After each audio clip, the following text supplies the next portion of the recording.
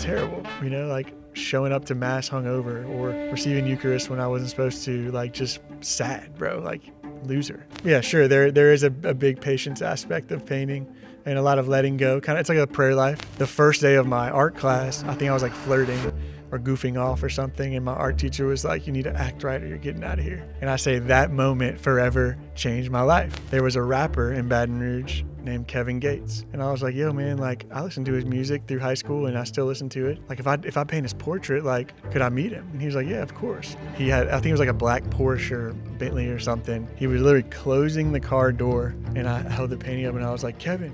And he looked back.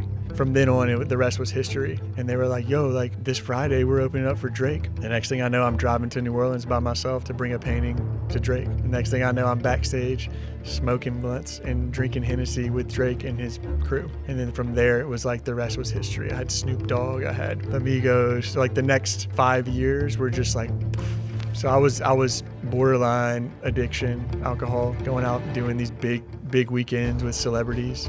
I'm successful, I'm making money, I'm traveling, but I'm just like, there's nothing to this. So it's a sacred art school in Florence.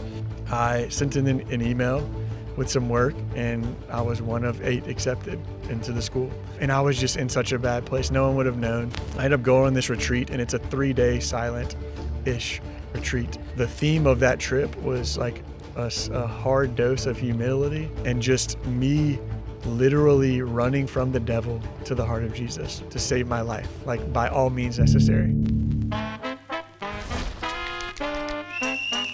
Mosqueados en la calle con violencia, mucho vicio. Deseo or a home para mí era lo mismo. Pero el buen pastor, mero Jesucristo. This is Lost and Found.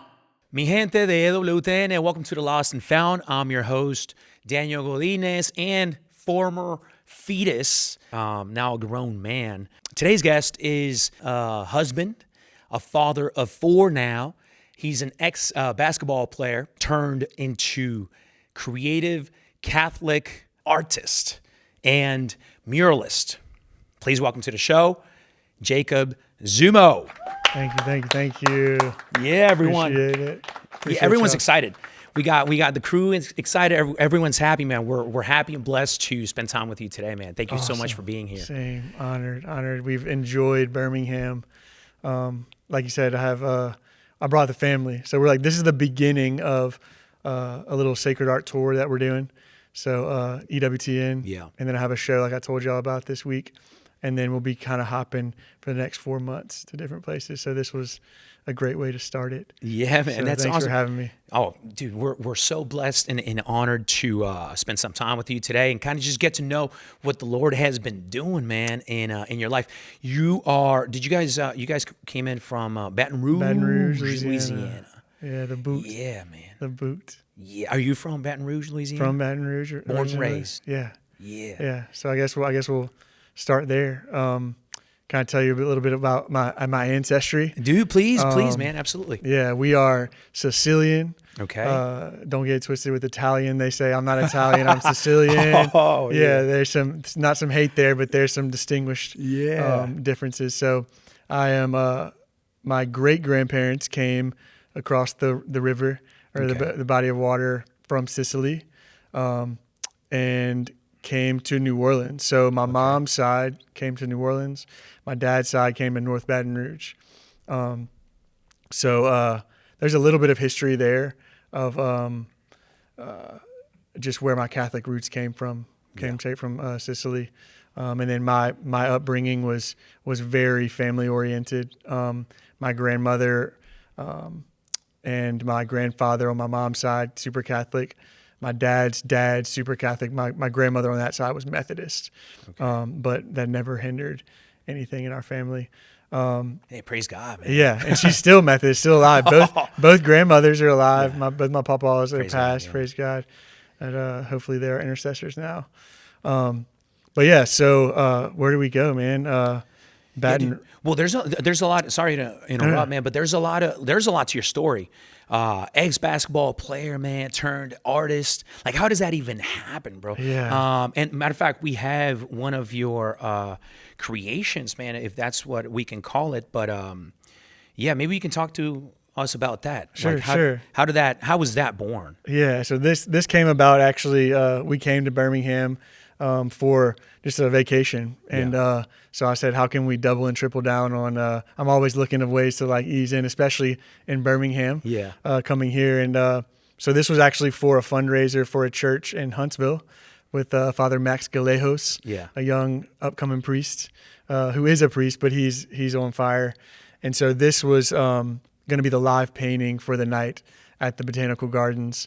And so I think one of his parishes, I think one of his sister parishes is the resurrection of, I forget the name of it. Yeah. But so that's where this was birthed. So this was kind of like through prayer and discernment, some adoration hours, just kind of praying through it and what that moment looked like.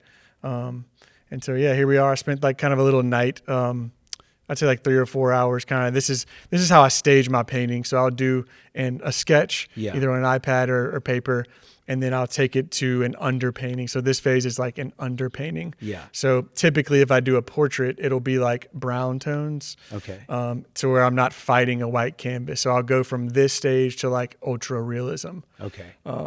And so that's kind of what this stage was just kind of like a loosely done underpainting. And it'll kind of probably stay at this stage for the night. So that's kind of where I got it for the event, to where I'm not too antisocial, but it's still like an expo where people can be like, oh, wow, it's happening here. Very cool, man. So, yeah, this was the resurrection. That's so cool. Yeah. Dude, I always think that, I was telling my wife actually, when we were kind of just reading up on you and kind of just doing our research, bro. I was telling my wife's an artist too. She's a Catholic singer, and I was telling her like, she's very patient. I was like, man, if I was to I was looking at your page and all the paintings you got in there, bro. I was like, man, if I could just do that, I would be a very patient man. I can tell, bro, like you are a patient person, man. You got 4 kids too, well, 3 and 1 on the way, man.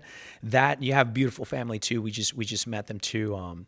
Yeah, man, it's patience is for sure one of the qualities that identifies an artist, right or no? Right. Yeah, Do you I tell people too, like person? if you look at my art, and when people come into the gallery, I tell people this is my ADHD in a nutshell. So you'll see like different phases of paintings and different styles and such. But yeah, I guess there is an aspect of patience. Yeah. I think it might hone my ADHD in a little bit. Yeah. And you gotta be committed to what you're doing.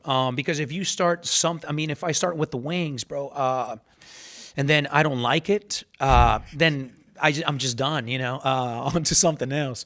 But you got to be committed to it. So there's a lot of great qualities to just painting, right? Sure, absolutely. Is that correct? Absolutely. And there's a lot of people were like, well, you're just natural at painting, and I'm like, no, like just like anything, like a sport, like you have to train yourself to get to that point. But yeah, sure, there is a big patience aspect of painting and a lot of letting go. It's like a prayer life. Yeah. Yeah, man. Dude, that's awesome. Jacob, thank you so much, man, for being here, bro.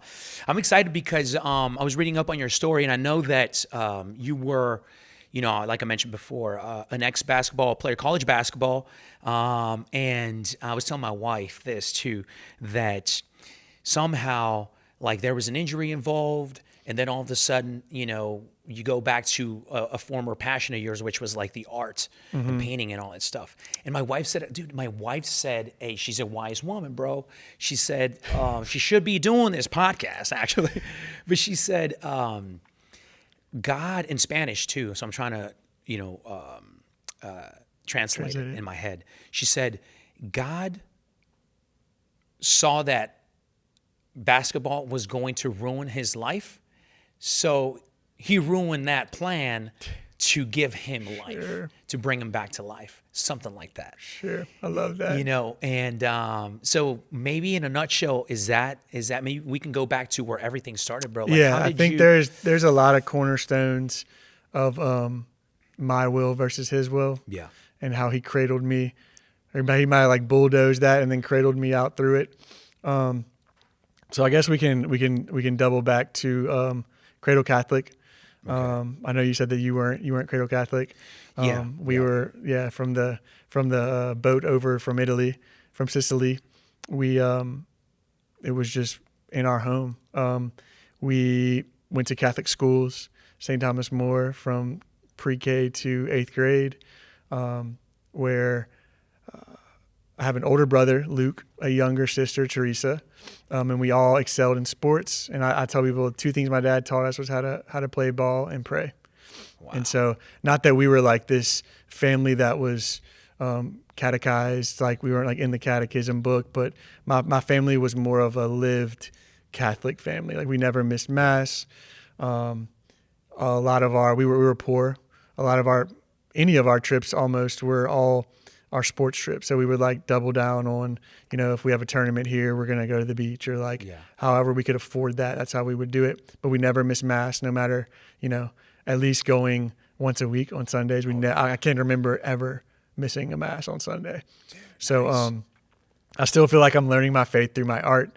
Like I said, we're not like some like theology level-headed Catholics, but you'll know who the Zumos are through how we were brought up.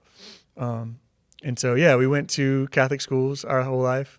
My brother was 4 years older than me.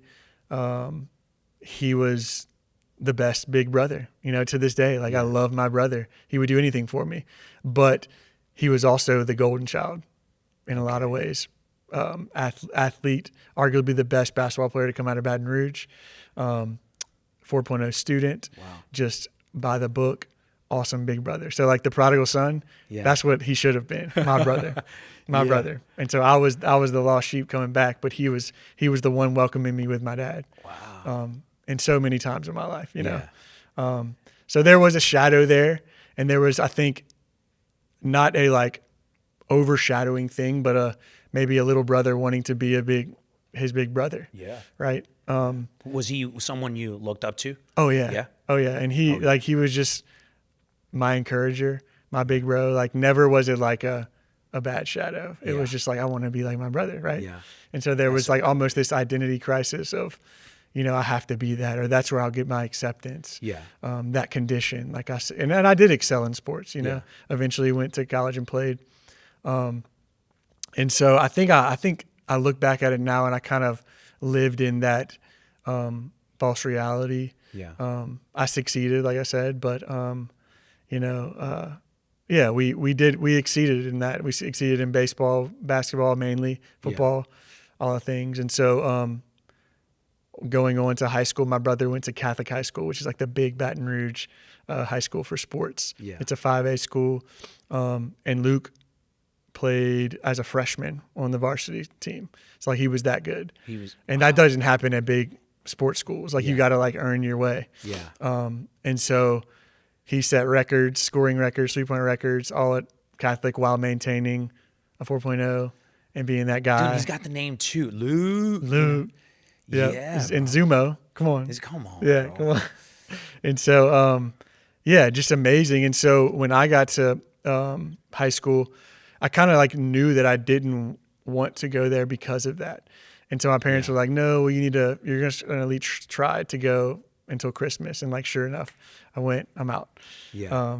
Praise be God. And so I went to a school after that called Bishop Sullivan, which is now St. Michael's. And I went there for 2 years. I did well in basketball in school. And then I got sick, and I had like mono and I forget what else, but I was like out of school for 6 months. Yeah. And they ended up making me take exams or something, and I flunked them all because I was just like incapacitated. Yeah. And so we ended up leaving that school. So I triple dipped, ended up going to a, what would you call it? Just a not Catholic school. It was a Christian school, not a Catholic school. And so it was like basically the most expensive school in Baton Rouge, but my AAU basketball coach was there. Yeah. And we never entertained it because we didn't have money. And so we prayed about it, and we went and toured the school, and come to find out I was able to get financial aid and basketball scholarship. And so we ended up paying less than we paid at the Catholic schools at this school. And so had to do the RCIA, OCIA stuff.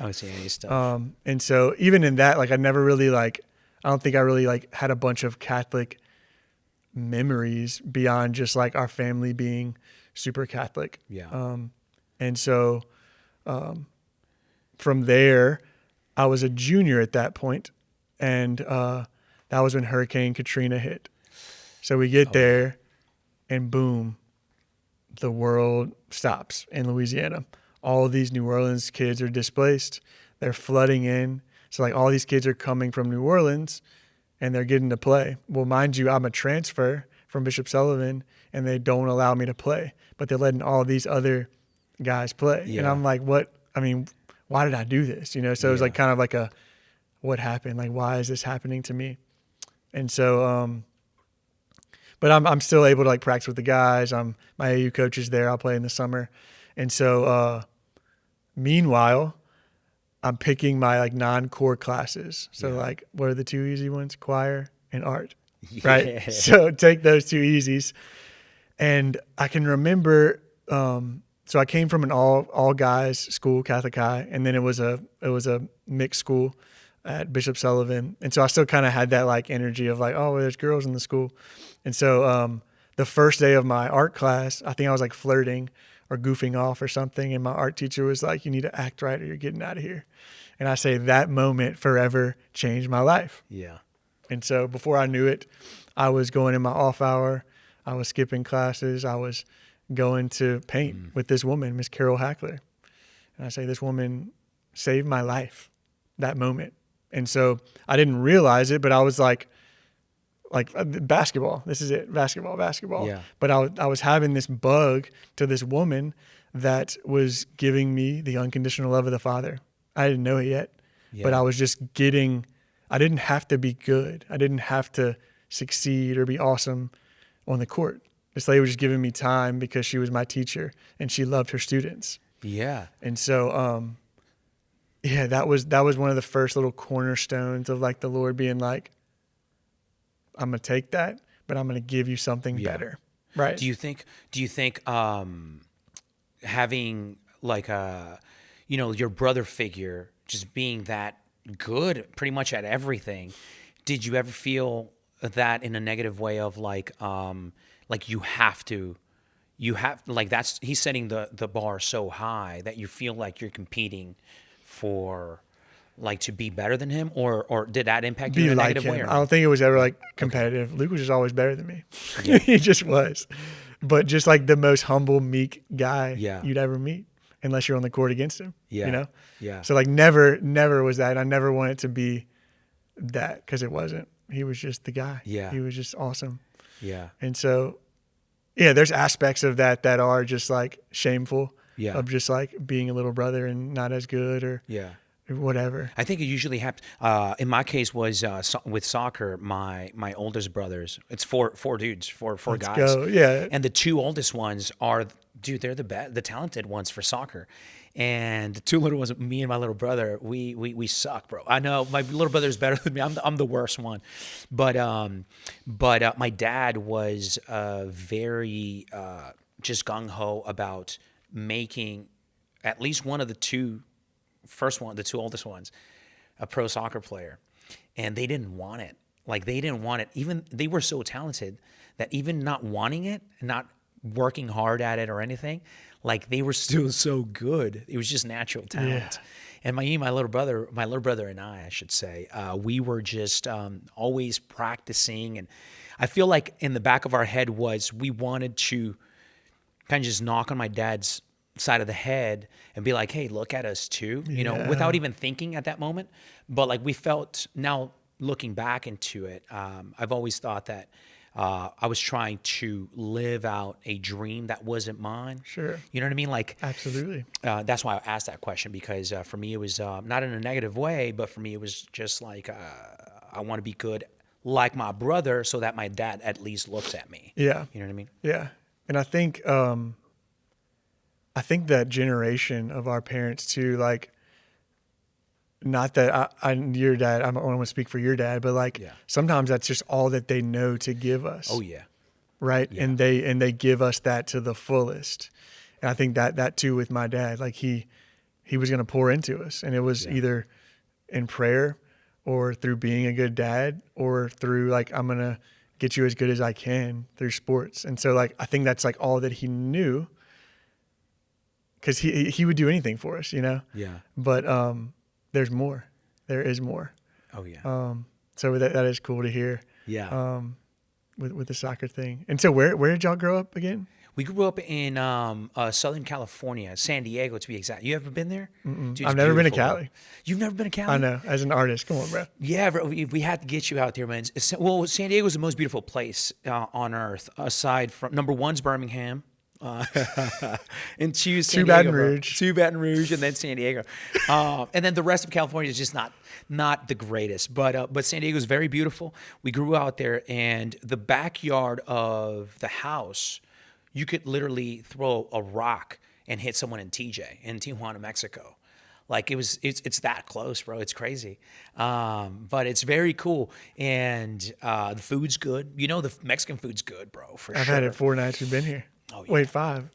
Let's go. 5 nights. Yeah, bro. It's so good. So we grew up out there, and everything out there, bro, is in Spanish, even though you're in United States. So just culturally, it's just part of who we are out there. But yeah, man. Southern California boy, born and raised, man. So soccer is the sport out there. Yeah. But yeah, man. So then you found this teacher who what was her name? Carol Hackler. Miss Shout out. Hackler, bro. Shout out to her. Yeah, so good. So good. And how did that even happen? Like, because you don't have family that do this, artists and stuff. So it's funny though, looking back, my pawpaw on my mom's side. So we're gonna double back in a minute to hear who this man was. Yeah. My pawpaw Speedy. His name was Don Gonzalez, but his people call him Speedy. Speedy Gonzalez, bro. Yeah, bro, just a dog. And so, oh man, where do we go with this? He actually painted for like 3 months of his life, and he painted these like masterpieces. We actually have a few family members now that paint as well. So, but no, we don't have any backing in painting. That's great. Yeah, And are your kids? I saw some on your Instagram post. Was your kids painting, or they were just looking? Little Lola, maybe. What? Yeah, that was she's really 5. good, man. But She's that was 5. really good too, though. Oh wait, a painting of my child? No, a painting. And I think it seemed like your daughter was painting it or just looking at it. I don't know. But I told my wife, I'm like, see, Paloma's got to get on it. You know, Yeah. my little daughter, my 15-year-old daughter. I told my wife, I'm like, we got to get her play the guitar or something. She was like, you can't even play it, so why would you expect her to play? I'm like a tiger dad, bro. You know. Yeah, man. So that's beautiful. That's beautiful that you found this outing in art through this teacher that inspired you. That I was reading your bio, and it was a moment of like when you were talking about like this injury happens, and all of a sudden, you know, these two parallel roads kind of just one next to the other. Yeah. All of a sudden, you have to let go of one. And a lot of times when that happens to us, to me, I got to let something go that I feel like I really love. Mm-hmm. I don't know if I want to hold on to this one because it doesn't look too good. Yeah. I'm not in love with it as much as I love this other one that I want I have to let go. Yeah. Was that so something that was like a nod to it. It was like, oh, there is, you know, at this point, what are you, like 16, 17 in high school, junior? Yeah. And so I'm like, oh, there is something else Other than besides basketball, period, right? Yeah. Yeah, being from Baton Rouge, it's like still like I'm trying to convince people that art is a career. And so, yeah, it was kind of like, oh, well, this is weird. This is kind of cool. And so, yeah, one way or another, I ended up getting in a little trouble my senior year. I ended up getting the scholarship to Belhaven University in Jackson, Mississippi, and got into some trouble and almost didn't get to walk at graduation. And basically, some of the staff at the school saw one mistake, and in swoops Carol Hackler. And she saw the heart of her son, or like her student. And she basically put her foot down and was like, no, you're not going to see this one mistake from this student. I'm going to put my foot out and say, no, he's a good kid. Yeah. And so it's, yeah, just like another nod and unconditional love moment from who knows if I would have got expelled or suspended, would I be still painting, or would I have lost my scholarship? or like what fork in the road would have derailed all of this? Would I be here today? You know? Yeah. And so, yeah, ended up going to Belhaven University. And it's funny, I ended up asking my coach, like, hey, like I have this liking to art. Can I take a couple classes? And he's like, no, you don't have time for this and that. You're here to play ball. I'm like, all right, whatever. Cool. And so like, that was like another moment of like, maybe I can try this out too. Yeah. Right. So like, I'm in college now, like I can make my own choice. And then like, boom, it was cut off. So I'm like, oh yeah, whatever. That's just a hobby, you know, whatever. Yeah. And so I did a year at Belhaven, and it was the same conference as my brother. So my brother went to Loyola in New Orleans. And so it's an NAIA school, a little bit smaller. But so Luke was a senior, I was a freshman. And so we played him twice that year. So like my whole family got to come and see us play. That's cool. And so we beat them twice. What? But Luke put up like 30 something on us both games. So yeah, ended up playing a year, on and off injuries, like you said, like you had read, just nagging stuff. You know, I'd have to wake up. I go to the trainer for like 6 a.m. and then after practice, I'd have to go back to the trainer, and just minor stuff like joint pains, separated shoulder, bad ankles. I'm taping and bracing every day, and I was wore out. Like nothing that was like career ending, but like it was just like I'm done. You know, like we're doing 2-a-days, and I got recruited as like a 6th man, and I get there and there's 25 JUCO 20 to 24-year-olds, and I'm 18, the only freshman recruit. I'm like, we're fighting every practice. I'm like, no way. Oh man. So it kind of took the love out, which was good, you know, whatever.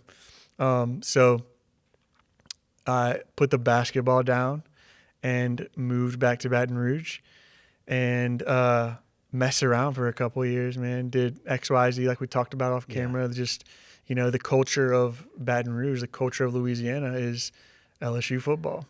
Yeah. And it's everything from the money to the partying to the culture we could do a podcast about the culture and tradition of LSU football versus the Catholic faith. Yeah. And how bass backwards it is. Right. And so, that's just, I came home and life shock. Like, what am I doing? I don't have basketball. Like, what do I do? What's going to happen? And so what happened was there was a rapper in Baton Rouge named Kevin Gates. And I'm sure hopefully some of your followers will know who that is. He's he was an up and coming rapper around the time. He's Catholic now. If Muslim's Catholic, maybe we'll convert him with this video. And so he was coming to a theater in Baton Rouge, and my buddy from high school was booking him. And I was like, yo, man, like I listened to his music through high school and I still listen to it. Like if I paint his portrait, like could I meet him? And he was like, yeah, of course. And so sure enough, that week I did a painting of Kevin, and let me move this, sorry. I bring it out to the concert, and one way or another, it's like a sold out show. And I call my buddy and he's not answering, probably because he's busy doing the show. Yeah. And so I'm like, screw this. Like, I'm going to take this painting. I'm going to go in there. I'm going to hold it up. And so I get to the door and they're like, bro, you're not doing that. It's a sold out show. I'm like, oh man. So I bring the painting back to my car. And as the show's about to end, I'm like, dude, I painted this. I'm getting it to him. So I go back to the car. I get the painting as it's about to, the show's about to end, and I go out the back, and I can vividly remember it. He had, I think it was like a black Porsche or Bentley or something. He was literally closing the car door, and I held the painting up, and I was like, Kevin, and he looked back, and he was like, wide-eyed, and this wasn't anything special painting, but it was like the first of like maybe him seeing himself painted like that, and so from then on, the rest was history. We were out there for like 45 minutes chopping it up and talking. And so the guys who had opened for him were from New Orleans. And they were like, yo, like this Friday we're opening up for Drake at the UNO Lakefront. You should do the same thing. I'm like, whatever. Like, okay. So sure enough, they called me every day that week. And the next thing I know, I'm driving to New Orleans by myself to meet these young rappers to bring a painting to Drake. Next thing I know, I'm backstage smoking blunts and drinking Hennessy with Drake and his crew.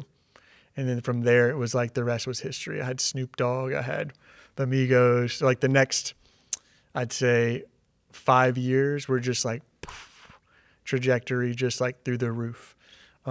Just doing your artwork pieces for all these industry, artists. yeah, for rap industry people, Snoop Dogg, Rick Ross, the Migos, Kendrick Lamar, J. Cole, like you name it. If it was A-list and they came to Louisiana, I was getting paid to do work with them or for them. Yeah. And so, like, to keep it kind of short too, like that was a phase. And, Yeah. Well, they probably have your paintings up somewhere in their houses, man, in their homes right, or something. and the Lord can take that. Yeah, dude. The Lord can take that. Absolutely. And do you pray for these people now? Sure, You do? sure. Dude, my wife prays for a guy that I really like, which I mentioned maybe 5 times, behind cameras. Puma? Who? Black Puma. Well, not Black Pumas Oh, yet. Big but, Mayor Daddy. John Mayer, dude. So my wife plays for John Mayer, or she prays for John Mayer, but she also prays for, we pray for, he's Catholic, and he's, he Matt Mayer. no, he just did the Father Pio movie. Oh, Shia. Shia LaBeouf, bro. And because I think he's like struggling again and all that stuff. So I told my wife, like, we got to start praying. So we're praying rosaries, bro, for almost on a daily for John Mayer, Shia LaBeouf. My wife has in the list of these people has the little Hawaiian kid who's really good. You mentioned him before, who's did the Super Bowl maybe like Bruno Mars, bro. I'm not sure if he's Hawaiian or not, but like. He looks Hawaiian. But we pray for Bruno Mars, bro. We pray for a lot of celebrities because we ask ourselves like the question of like, who's praying for these people? And dude, we have to pray for them. You know, like the prodigal, the brother of the prodigal son, instead of like just complaining about like, oh, why is he coming back? Is like, well, bro, we praying the rosary. Yeah, powerful. So that he comes back. You know, so dude, maybe you have all these people that you've gifted something to them, man. Yeah. Maybe you should go back to, to them and kind of just be like, hey, I painted this for you. Oh, yeah. Here's Jesus. Things are in motion. Yeah, things are in motion. Yeah. And so, like, yeah, and we'll get to that too of one of my conversions and how and why that came about. So yeah, where were we? Yeah, maybe you were just doing all this stuff, all these paintings for all. Yeah, these so celebrities we ended up doing the VMAs, the MTV Video Music Awards. I painted at with like Pitbull, Flow Rider, The Roots, Questlove with The Roots. I don't know if you've heard of him. And then I did the Super Bowl. No, that was the Super Bowl with those guys, but the VMAs was something completely separate. I did some stuff with MGM. And so I was like traveling, doing XYZ, making money. And I ended up getting in like a relationship with a young girl. And we were kind of living out of our means. I was helping her. We were living together. I was helping her raise her little daughter. That was another cornerstone for me, and I'll keep that brief. But we were just both toxic. We were just both immature, and talk about someone that I still pray for is that her little daughter, who seems to look like she's doing great. Yeah. And so we've mended, but we were just both super not good for each other in so many ways of immaturity, codependency, jealousy, all the things. And so that was kind of happening when this was happening, all the success of the secular world that they could give me. And my brother-in-law saw me a little bit struggling just with like partying and just kind of like the lost sheep, whatever. Yeah. Successful in the eyes of every average Joe that sees me, but family knows. And so he had gotten accepted into a school in Florence, Italy. And he was like, yo, bro, like, why don't you just like apply? Like, I got accepted. Why don't you send in your stuff in? I was like, ain't no way. I'm doing, for one, I was like prideful. I was like, I'm doing stuff with Lil Wayne and like, I'm cool. Yep. I'm good. But really, I'm like, I'm dying. And you knew this? Oh, yeah. Okay. Oh, yeah. So I was borderline addiction, alcohol, as that was just what you did every weekend. Yeah. And then I'm going out doing these big weekends with celebrities. I'm successful. I'm making money. I'm traveling, but I'm just like, there's nothing to this. Yeah. It's just a dead end. I'm sure my family was like, what is Jake doing? But yeah, so I think he kind of saw that, and I ended up sending in the few sacred pieces that I had done, and like it was a moment where I was like, I had to think about it. Like, what am I doing? Like, what am I doing when I meet these celebrities? Like, I can paint them, I can paint well, but like, what am I bringing to the table when I meet these guys? Like, how am I influencing the influencers? In what way and how? And writing that essay was a moment of like, maybe I need to discern this and pray about this a little bit. And so, yeah, that's what I did. I kind of like made up a reason why I needed to go. Really, it was me running away from the most toxic thing you could think of. Yeah. Just an immature relationship on both of our parts was 90% of it. But also, you know, that trip looked good. Yeah. Let's go to Italy and paint. rid of this. Let's do what Michelangelo did. Let's walk around, let's paint, sip some wine, and whatever, you know? Yeah. And so I sent in an email with some work, and I was one of 8 accepted into the school. So it's a sacred art school in Florence. And yeah, so like that was not a happy news to the girl that I was dating. She was like, well, what does this mean for us? And I'm like, I don't know. And so I ended up going, and from the outside looking in, everybody was like, oh, wow, Zumo's mid-career, moving to Italy and getting better. Like, what a dream. When really I'm going over there as a freaking puppy, lost, immature, depressed, codependent with a girl. And so I went there just depressed as heck, as all get out. And then to double back a little bit, I was like in and out of that relationship. Yeah. And I ended up going on an Acts retreat. Do y'all have Acts retreat here? No. No? No, what is that? Acts retreat is it's a men's retreat. They have a women's retreat too. Okay. But it's adoration, forgive me, Confession? no. Adoration, community, theology, and service. And so it's you can't really talk about it much. So it's like you kind of just like, as a retreatant, you can't say much of what goes on. It's kind of So like now I have to go. Yeah. So now you got to go. And so I ended up going on this retreat, and I was just in such a bad place. No one would have known, but I was just in a bad place. I was living with the girl, but I was getting kicked out of her house, or we get in an argument and I go sleep at the studio. So I had a studio in Baton Rouge, and I'd sleep there and I'd go shower at my parents and just slumming it, Yeah. just freaking slumming it. And so I ended up going on this retreat, and it's a 3-day silent-ish retreat. And Why'd you go to this retreat? my How did that parents happen? asked me. Your parents? Yeah. So they saw that you were probably in not a good shape. Yeah. And I'll have to show you some pictures of me at this time. I'm like big beard, man bun, like full in the face from alcoholism. Yeah. Just struggling. I'm not sure anyone saw that, but I was. Yeah. Did you know you were struggling, or Oh yeah. or you were just having fun? I'm living at the studio almost.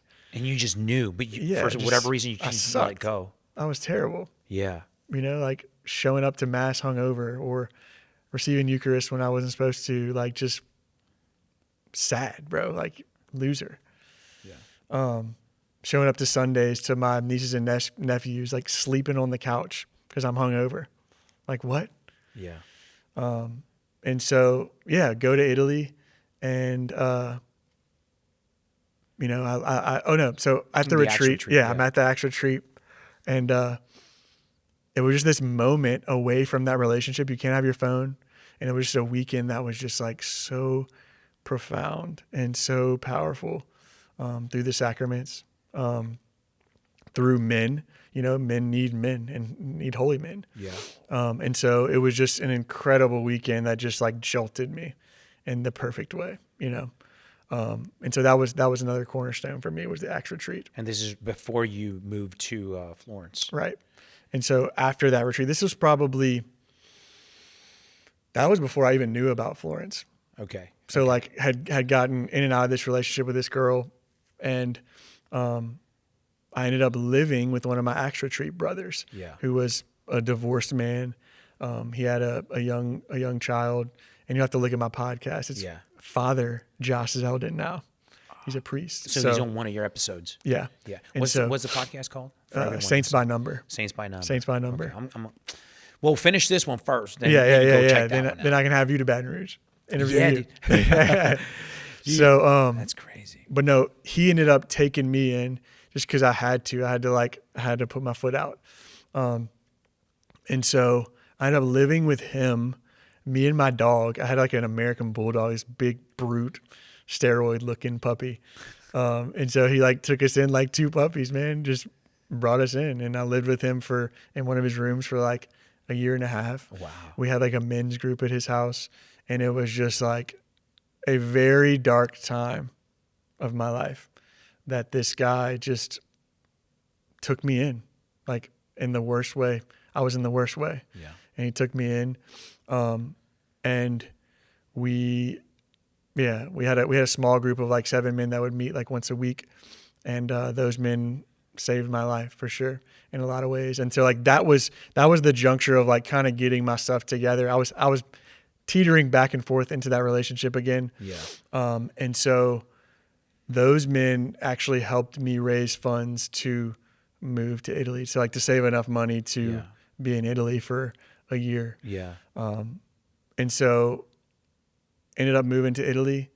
I learned enough Italian to kind of get by, but then I got to the school and it was, all my Spanish speaking classmates or like people from Germany or like, so like I knew enough of all of them to suck at them all. Yeah. So like being out there, like going out there, it was like everyone looked at it as like, dang, Zumo's really doing it. Yeah. He's going to get better. He's living in Florence. Like, this is awesome.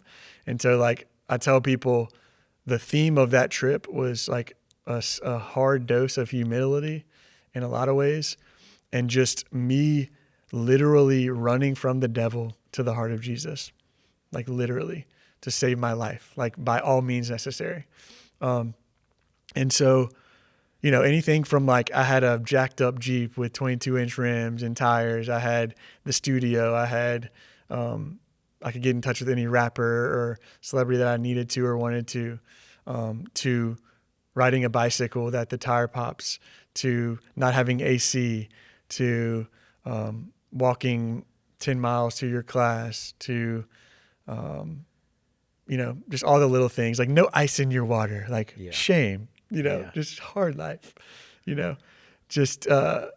Codependent. And I thought I was good at painting until I show up at these classes and these 18-year-olds are like, we do sports in the U.S. Yeah. They do art in Italy. Oh, wow. So it was like a big dose They're of like, good. you ain't nothing, bub.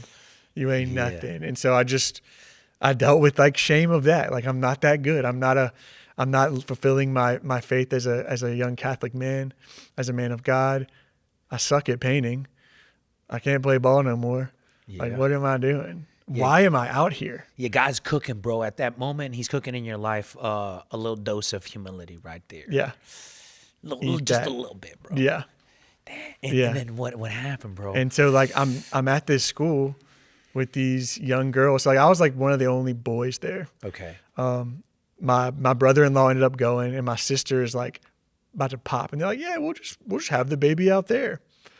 So like they're a month in and they're like, what are we gonna do? So they fly home. They're done. They're not there anymore, which they got me there. That was what the Lord had in store. Yeah. I think Yeah. they got me out of this and brought me there. Yeah.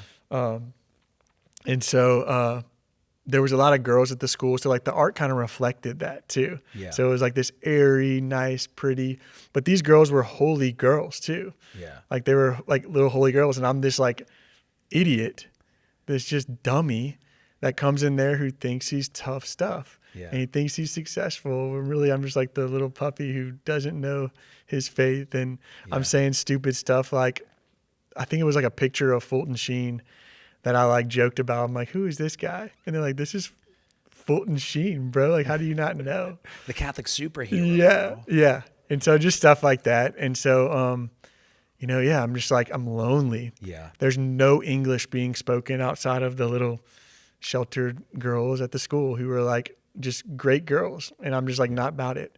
I'm looking to like, hey, do y'all want to go to the bar and drink? Do y'all want to go out? And like, they're like, no, bro, we don't, and I'm just, just terrible, And so, I did a year out there. It was, and to say it wasn't this most amazing experience of my life, it truly was. And that year out there. Yeah, it was. It was just everything you would think doing what Michelangelo did however long ago, learning, getting better, walking the streets, drinking wine, getting a little too tipsy, whatever, you know. So I was just reading the psalm. I think it was the psalm for yesterday's mass. The psalm said, I think it was Psalm 32 or 30 something. Clearly, I'm not a theologian, but the mass, the psalm for the mass yesterday was that God takes his bride out into the desert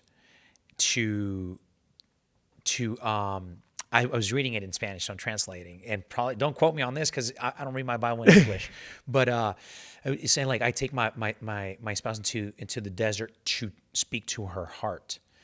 It's kind of just, and the desert kind of represents a lot of like letting go of things and cleansing and fasting. In a sense, you didn't know it probably back then when you were living it, but you were brought out to a desert of like being cleansed from this like this bad relationship and everything that you had going on, but God was like breaking that and kind of just talking to your heart. Do you think that's absolutely? You think is that what happened? Absolutely. Well, that 1 year was absolutely beautiful for you. Yeah. Right. Being out in Florence and being in the school and still being that elementary guy in faith and whatnot. Right. And so, so here's another cornerstone of a teacher. So the name's Nacho Valdez. That's my Spanish art teacher in Florence, who was just, I say Miss Hackler, my art teacher in high school, was a punching bag for all our students. Yeah. And then the Lord just plopped me in Florence, Italy to meet this man. He's Opus Dei guy, but he was just, you can go look up his art. Nacho Valdez, just like the GOAT, just unbelievable. But he was also like just my punching bag, man. Like the Lord just put him there to cradle me. And the little English that he could talk, we joked about like he could understand all of the English speaking students but me. Yeah. So I'm like speaking Ebonics through like my whole rapper crew level of friends.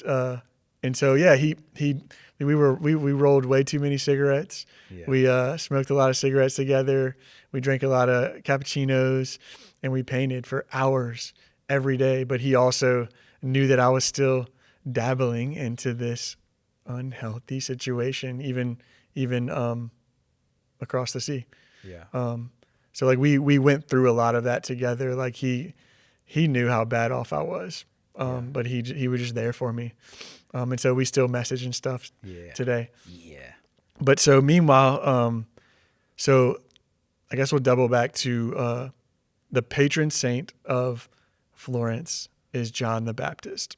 So each year they do a 7-day build up to his feast day. Okay. So they do all kind of things in the city, from concerts to art shows, and then it's a build up to like this big fireworks show. And so this private entity at the school, this Australian guy who I just found out he passed away, Mr. John, he would do his own build up. And so he had art, music, spirituality, different nights of the week. And I forget exactly how. It was one of the students at the school that tied me with him. And so I was helping with like translation for the website and just facilitating events and organizing and different things. And so it ended up asking me to be one of the artists. And I'm like, yo, like I'm good, but like I'm just learning oil. This is my first year in it. And I'm painting like pretty heavy, good paintings at this point. This is the end of the year. Yeah. And so that was my final project. There was this big painting of John the Baptist, and I'll have to send you a picture of it. But it's basically a contemporary version of the death of John the Baptist. And so it's probably like not that it would be centered on this wall back here, probably like Okay. 6 foot by 10. And I have it pretty big, in Birmingham. So you might have to It's here. come check it out. It's here. Are you going to have it on the this weekend? On Friday. Oh, yeah. It'll be there. I had to bring it. gonna And come so live. it I did that piece. So like all the things in the show were like a nod to John the Baptist, Yeah. something in his life. And so there was this artist that John was like, hey, like he's like the main artist. Like when you see him, like don't bother him and like don't like be overwhelming to him. I'm like, who's this guy? Like I'm doing stuff with Lil I'm Wayne. painting Yeah. over here Kevin Gates, bro. Whatever, bro.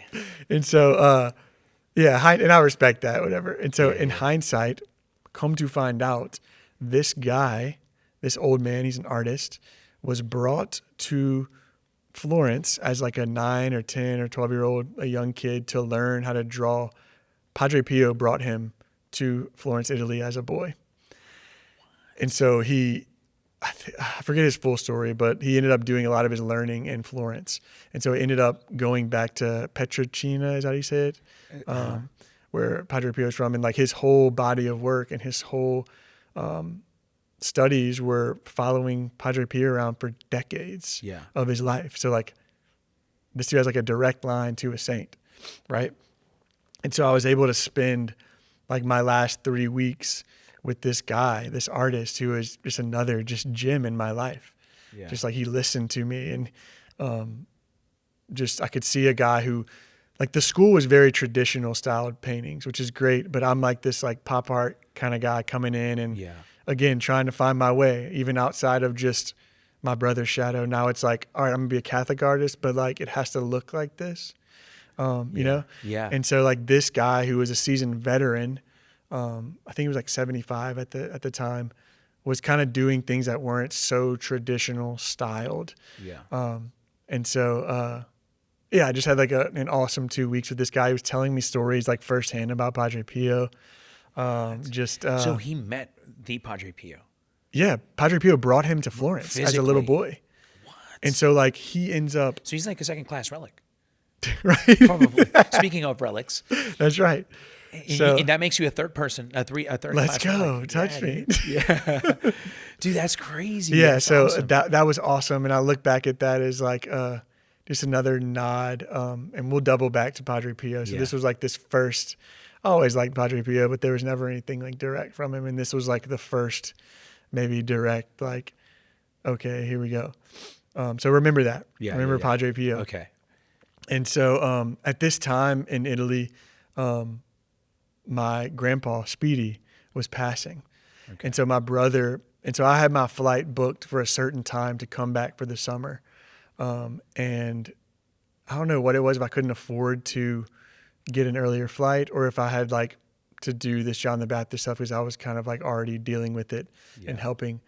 And so I just remember my brother and cousins FaceTiming me like this day or the next day, like this is the last time you're going to see Pawpaw. And my Pawpaw is like our rock, like for our family. And we'll double back to about who he was for our family. And so like, dude, I'm depressed. I'm an alcoholic. I'm not that good at art, but the Lord put this artist too in my way to kind of cradle me in a sense. And so I'm just going through it. I'm getting blackout. I'm drinking. Because I'm just like, I can't get back to my pawpaw. I can't go see him. And I'm just like dying inside. This is like my pawpaw. You know, he's the man. And so, so that was a tough time, and eventually was able to get back to Baton Rouge and spent a couple of weeks in my pawpaw before he passed, which was just a beautiful gift. Oh yeah, dude, that's a blessing. And so out of nowhere, my back goes out. It's like I'm trying to think if I should stop here and kind of go back, but my back went out. So like my plan was to go back to Italy, and like I don't know, open-ended, you know. So I either go back and just learn and live, or I don't know. Yeah. And so my back went out, and so it was a moment for me to think a little bit, discern a little bit, pray a little bit. About what am I doing? Like, why am I out there? Do I need to be out there?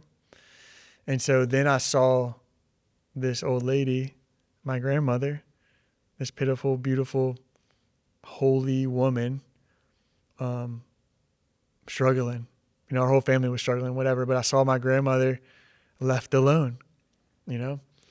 And so, yeah, meanwhile, my back goes out. And it was like a day or 2 days where I couldn't walk. And so I was going to stay home for like a few months and ended up, I'm just going to do physical therapy until I get better, then I'm going to go. Yeah. And so this might be a point where like we need to double back of like who my papa and my mama are. Yeah, yeah, because you mentioned your grandfather was like the rock to the family. Is that the first person that you saw like taught you how to pray, or like you saw praying? No, my dad.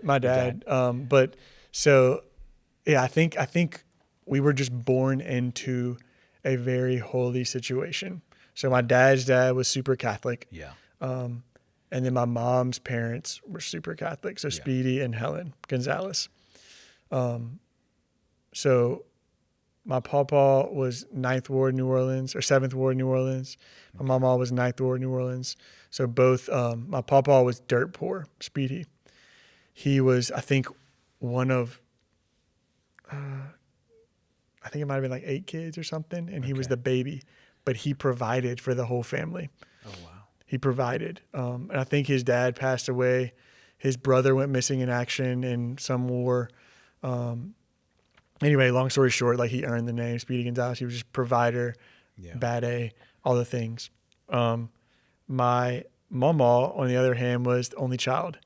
And her dad was like, I'm pretty sure he was like mafia, Sicilian mafia, New Orleans. So they had like a restaurant. They had a music. They had like a theater. They had a dance studio, like a ballerina style dance studio. And so they weren't, I don't think they were like rich, but they were like more well off than my papa Speedy. Yeah. And so my dad's side, mind you, is dirt poor Sicilian. They were mob too, but they were like collectors.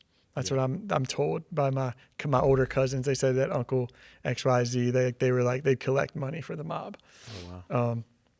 And so, but super Catholic, like these families are like super Catholic. So my mom has 3 sisters and 1 brother. 2 of the sisters, one now is Sister Drita Maurice, missionaries of charity, nun for 30 years now. Aunt Dana, Sister Drita Maurice. Her other younger sister. These are the 2 youngest of the siblings. Yeah. Aunt Dana, Aunt Donna.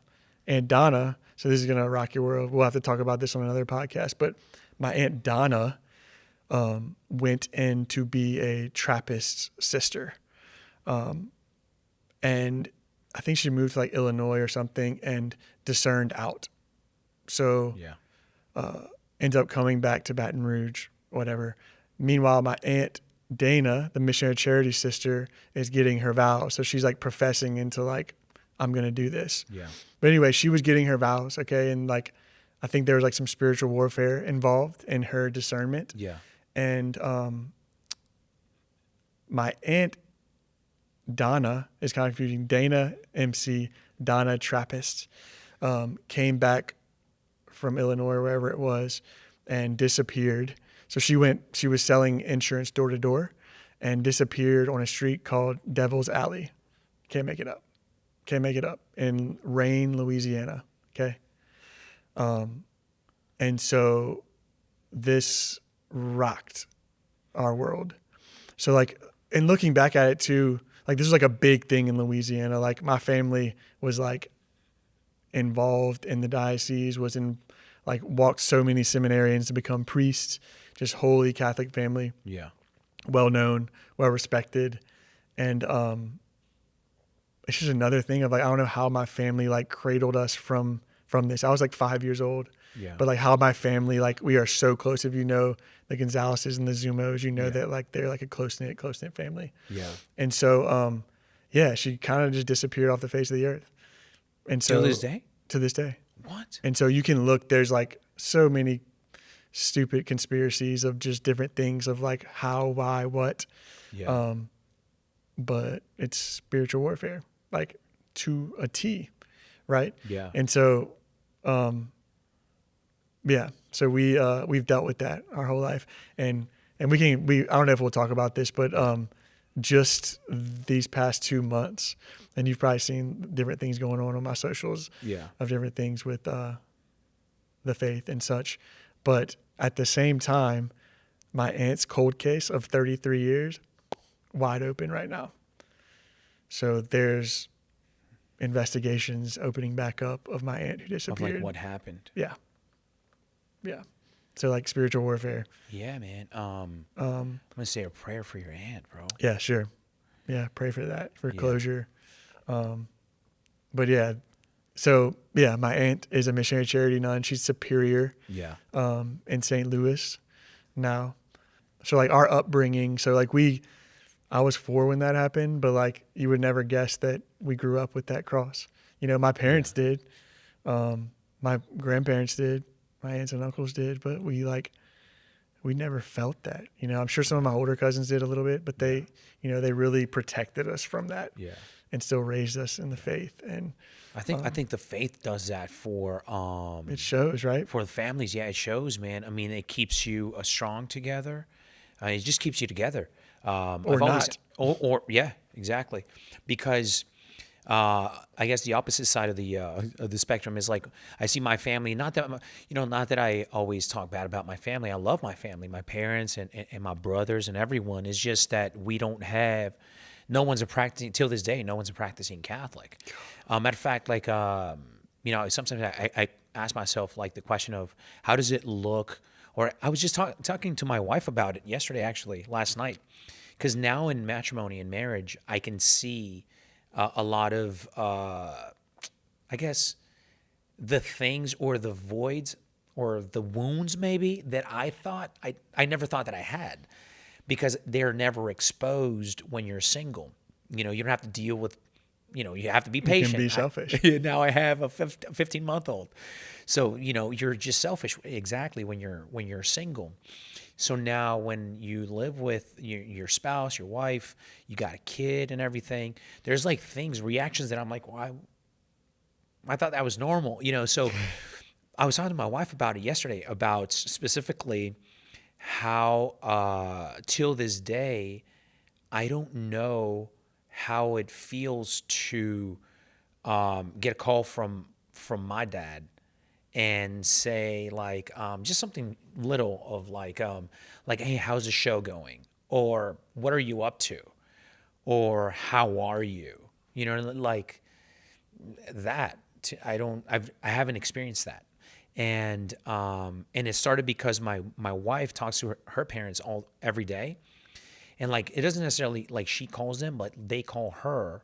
And my father-in-law asked her last night. She had him on speaker, and he asked her, "How's Daniel doing? Like how's his show going?" Like he showed interest, and it almost brought a tear to my eyes, and I didn't know why.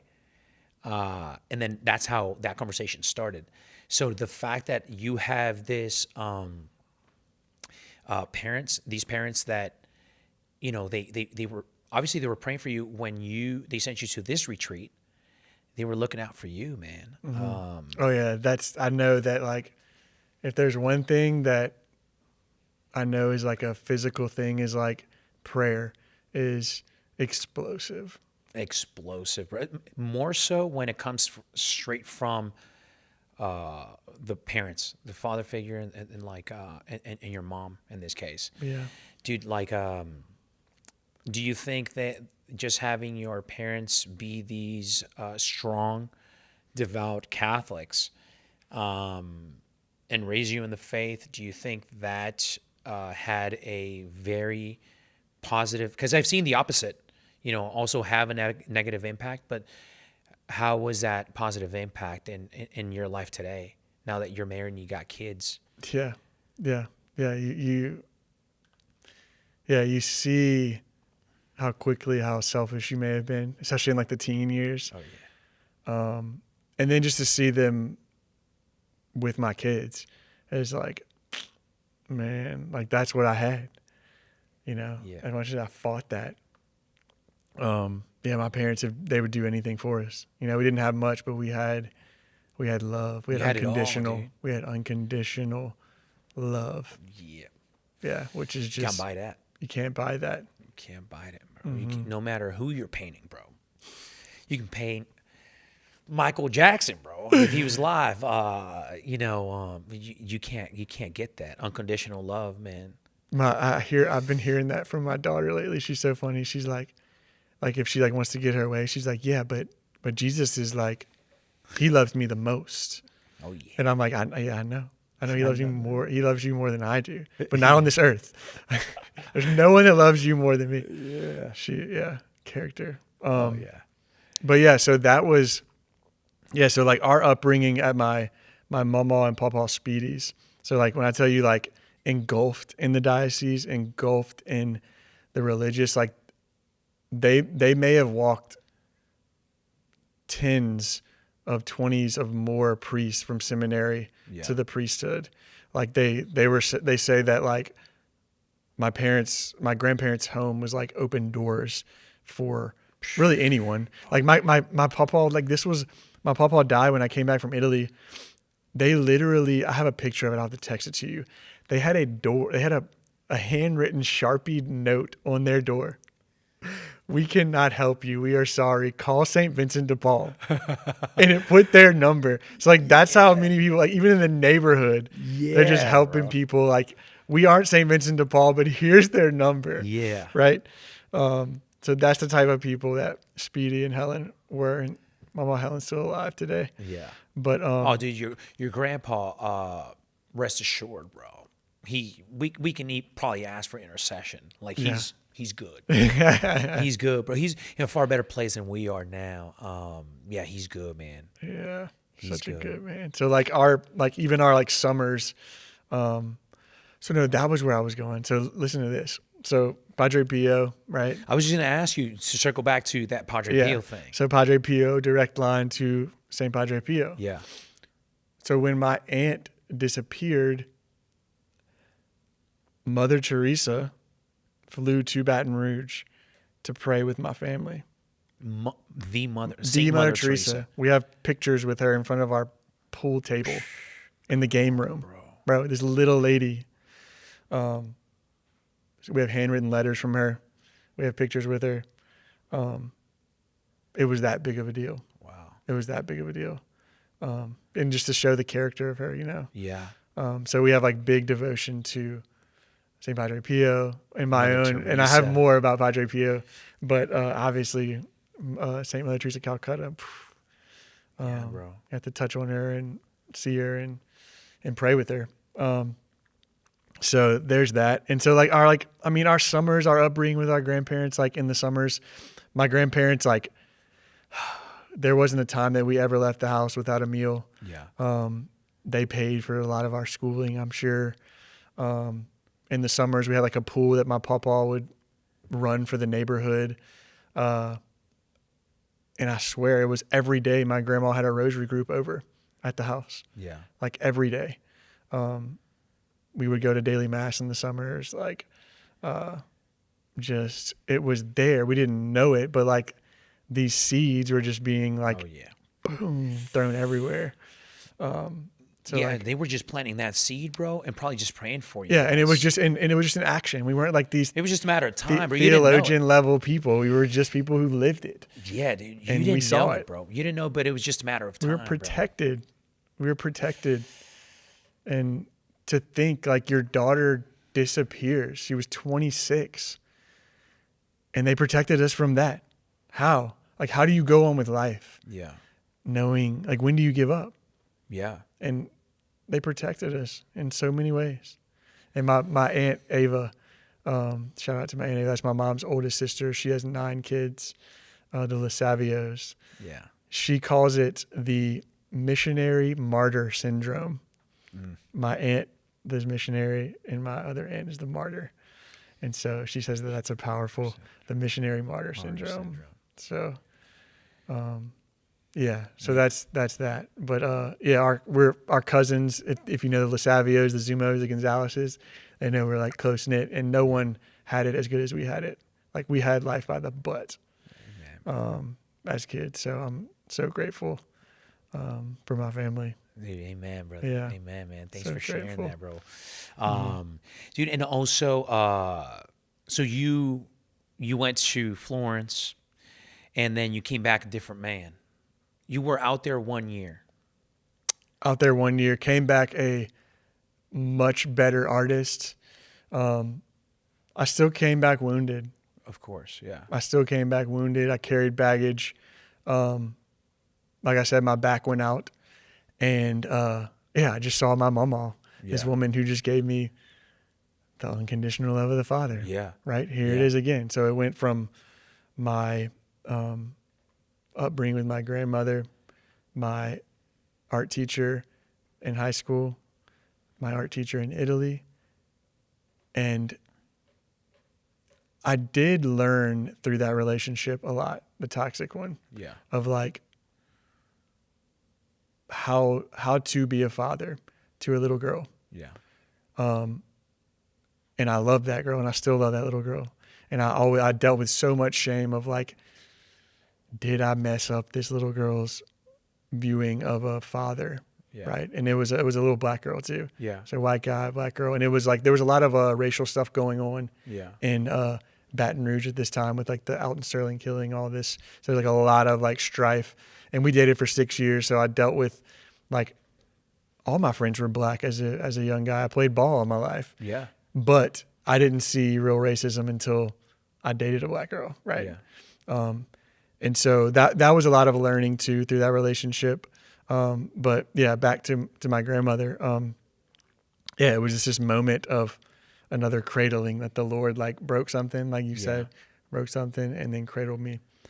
So yeah, my grandmother is widowed. So I'm like, well, are my parents going to put her in a nursing home? Like, what the hell is about to happen? Like, that's what I'm thinking in my head. I'm like, over my dead body. Yeah. Not that they would have done that, but I'm like, that I'm not going to make that an option. Yeah. So I'm staying. So I stayed with my grandmother. I did physical therapy. Like, nothing was really working. So what do? We go out. We party. We drink. We dabble. And so I was caretaking mama, but I was living this kind of double life, going out on the weekends and doing X, Y, Z. And so she was kind of caretaking me, honestly. Yeah. Honestly. And so there was like probably like a half a year of just like stupidity. And I caretook her for 2 years. And so, yeah, that was a huge turning point for me, coming home and being like, all right, you're going to be a little piece of work or you're going to bow up. And so just like, I'll never forget those times with my grandmother, and she's still alive. Yeah. But I still like at this moment, she's 90 years old this year. Wow. I'm just like, the best 2 years of my life was coming back from Italy and being stuck with her. But like we used to watch like college basketball games or like whatever the case may be. And she'd have like a little tablet and she'd do like the numbers of like every time someone would score, she'd write it down, and we'd stay up for like till like 4 a.m. watching movies. Just like we'd have EWTN on indefinitely. Like the TV never went off. If I swear to you, we had EWTN, and I grew up with EWTN on the TV. Yeah. With Mother Angelica, but we watched countless episodes over those 2 years of Mother Angelica. Too funny.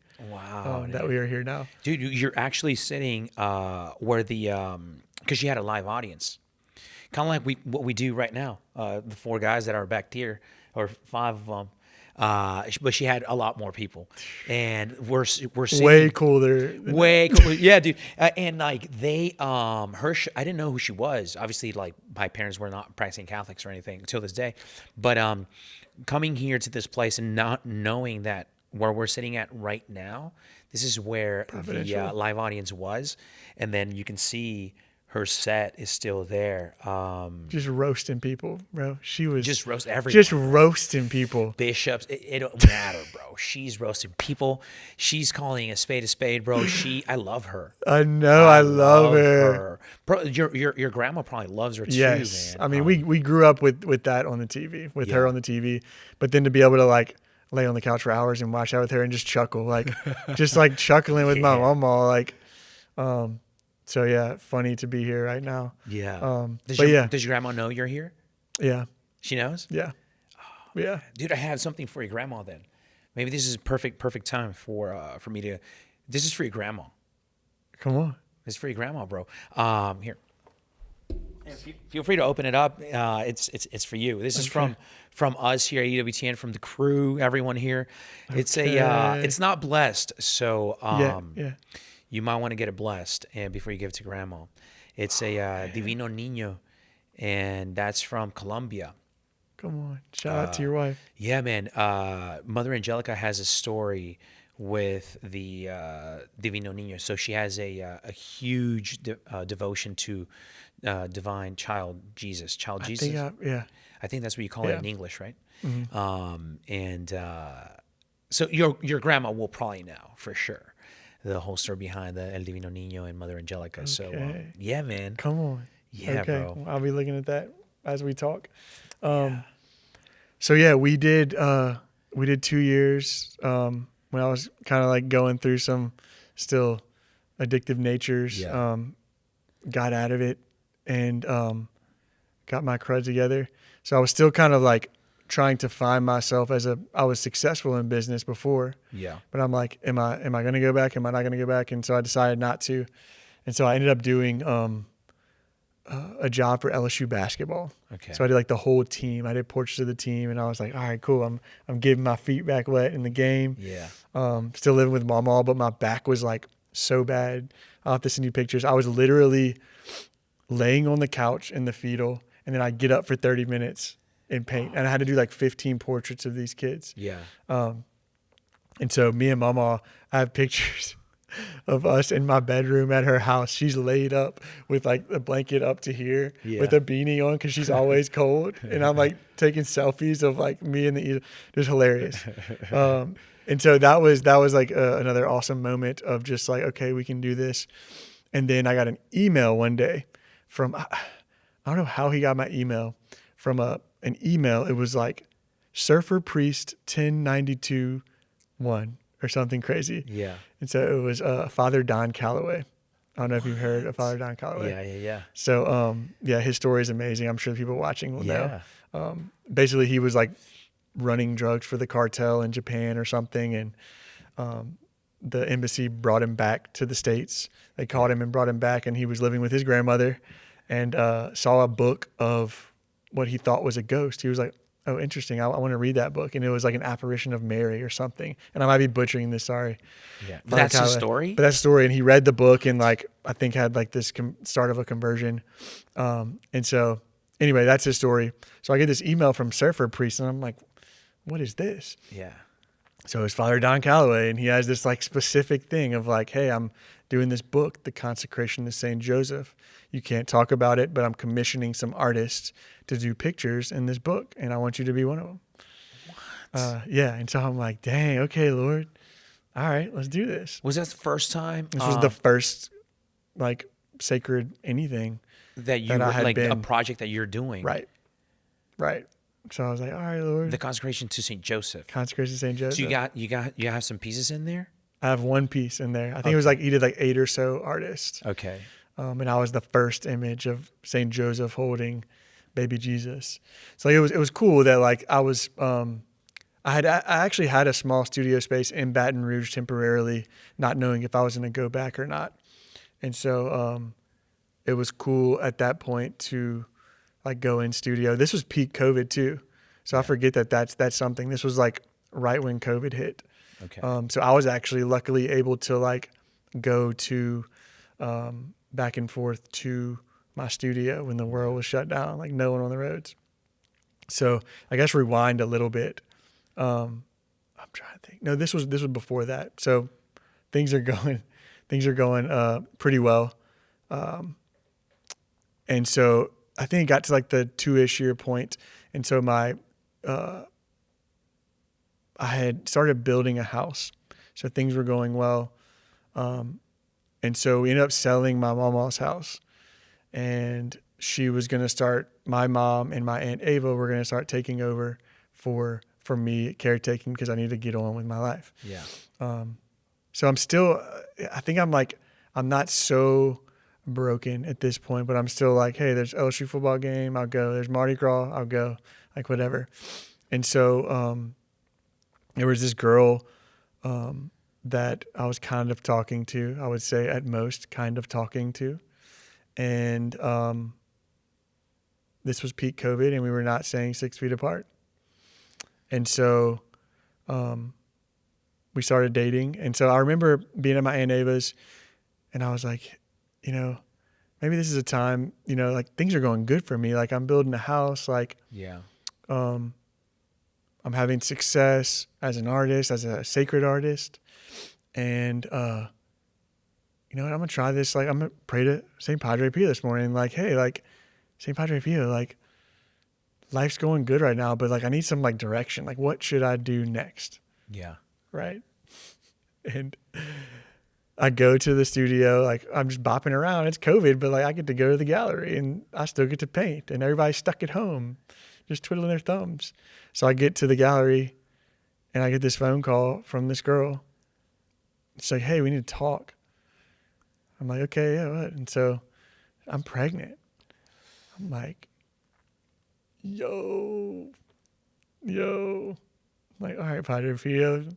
Thanks. Not that you made this happen, but it was a moment. Yeah. Another moment from the Lord saying, you messed up, but I'm here. Yeah. I'm here, and I'm going to make that apparent right away. Yeah. Right away.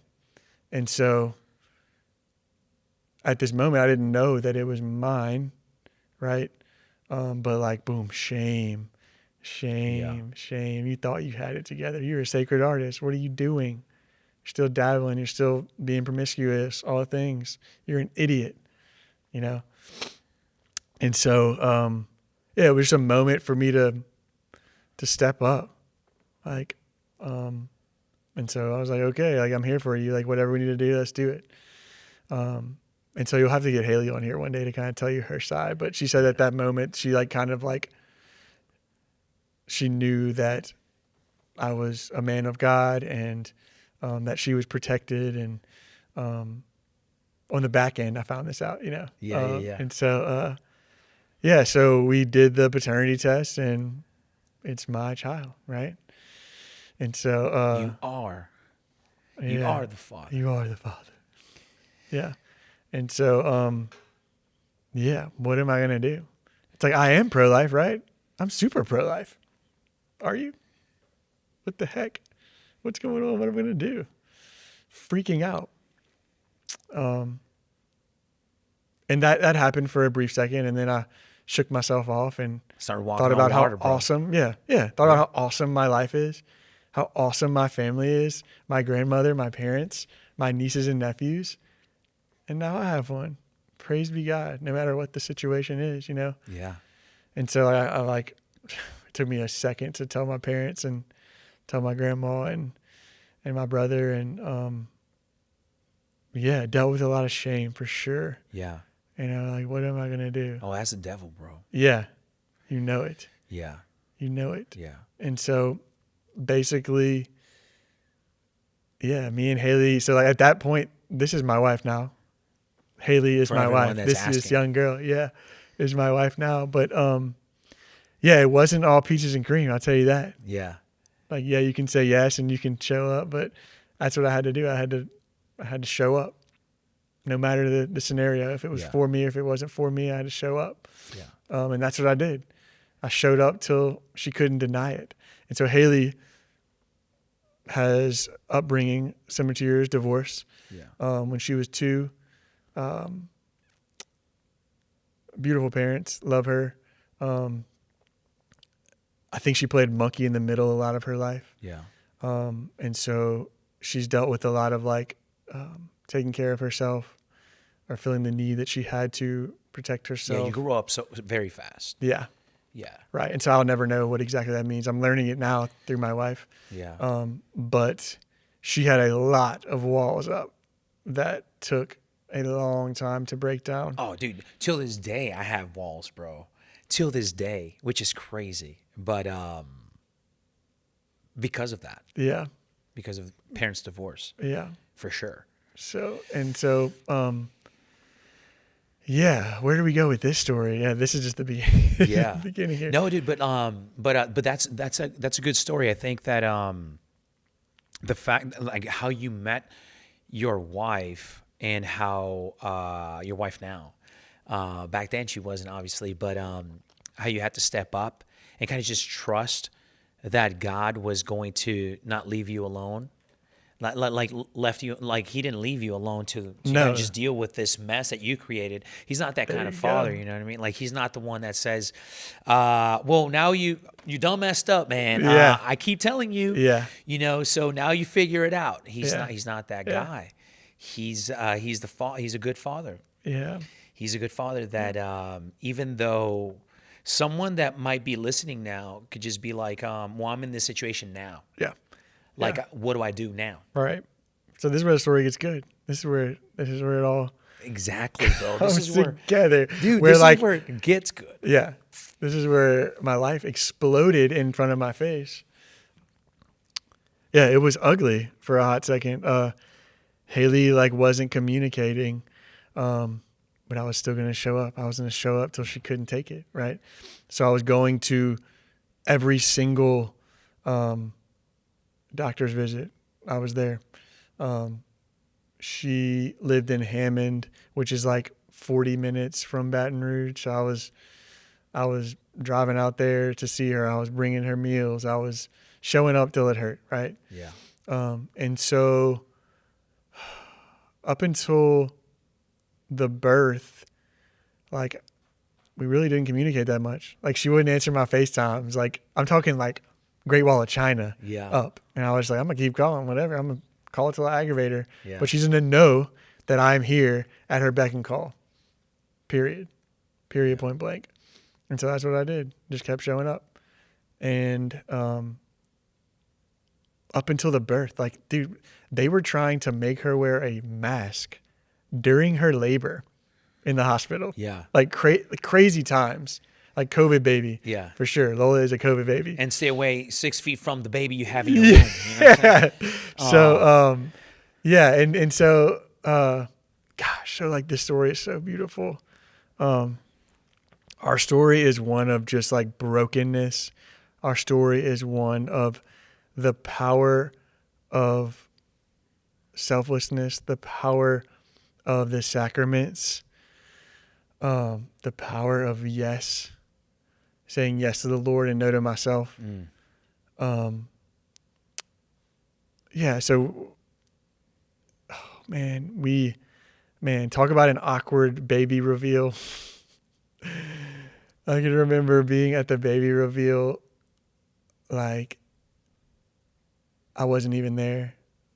Like, yeah, I don't even know if Haley was like intentionally being that way, but I was like the guy throwing the paper away in the trash. I was like the trash bag guy. It's like, this whole party's going on for this baby, and I'm like, oh man. And so anyway, I just keep showing up. Whatever. I'm gonna just be the face in your face. Yeah. I'll wipe your feet. I'll scrape your plate. I'm here. What's up? I'm here, right? And so we end up going in the hospital, having the baby. It was a beautiful moment, whatever. We're not together. I'm just like co-parenting. Her mom was there, which they almost didn't even let me in the back. They were like, only one person back there. I'm like, what? Yeah. So just like awkward all around. And so we have Lola, and again, it's peak COVID. My house is being built.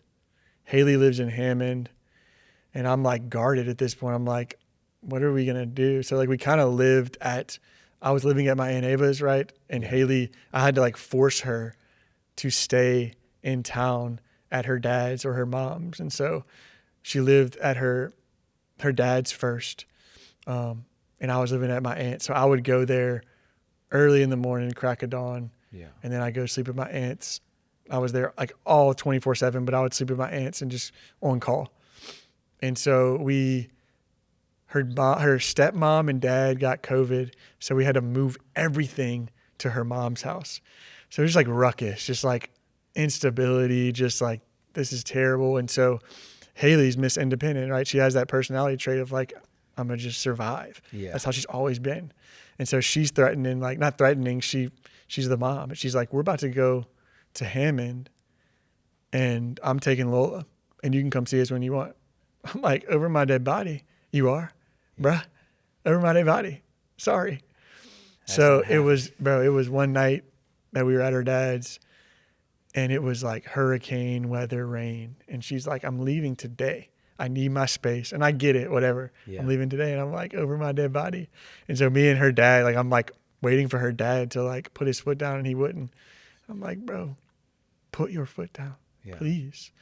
So it didn't happen. So like, it was like a moment of like, all right, Lord, I got to let go. And I got to let her go with my daughter who is weeks old. And she doesn't know what she's doing. And I'm like, again, my will, not his will. And so Haley ends up going and I'm like, all right, I just got to let her go. I got to let her struggle. And it was like the hardest thing ever. This baby's like weeks old. Yeah. And, she had to swallow that. I can't do it on my own pill. It lasted like maybe not even a week. And so she came back and I think, I'm trying to remember, Haley is my brain. But she ended up coming back to her mom's just because you can't do the 24/7 bit with your college roommate throughout the night. Like, you know what I'm saying? Yeah. And so she moves back. And so we're co-parenting at this point for I think like 3 months. And we end up having a scare of Lola, I think 3 or 4 months, where she had like a spiked fever. Yeah. And we didn't know what was wrong. We went to the hospital and we spent like 4 nights or 5 nights in the children's hospital. They did like spinal tap. They had a false meningitis test. Then the next night they had a false staph test. I'm like, how is this happening? Yeah. So when that happened, when they had like the false staph test, I'm texting my brother Luke. I'm like, yo, like we've been like on the side being like, hey, we need this baby baptized. Like, how do we bring that up to this girl who's, I don't even know what she is. Is she atheist? Is she Baptist? Is she, I don't know. I don't even know her that well. Still, I don't know Haley. Right. And so, it was a moment that the Lord like allowed me to like in a tender moment, in a broken down moment, both of us were able to humbly come to the table when we weren't communicating very well, but I kept showing up. So I like gained a little bit of trust then. And so it was just like just a divine moment that the Lord broke us both down together. Yeah. And I was like, hey, like, can we get this baby baptized Catholic? And so, and to rewind a little bit, I was bringing Lola to church every Sunday, and I'd ask Haley every Sunday, hey, you coming with us? You don't have to, but are you coming with us? Are you coming with us? And she had I think at this point she had come with me a couple times and like seen how the liturgy rolls and how respectful it is compared to like her Protestant or whatever upbringing that she was at that point. And so I think we were just both exhausted, broken down in the desert, right? Like you said. And she was like, yeah, let's do it. And so like, of course we had priests on speed dial.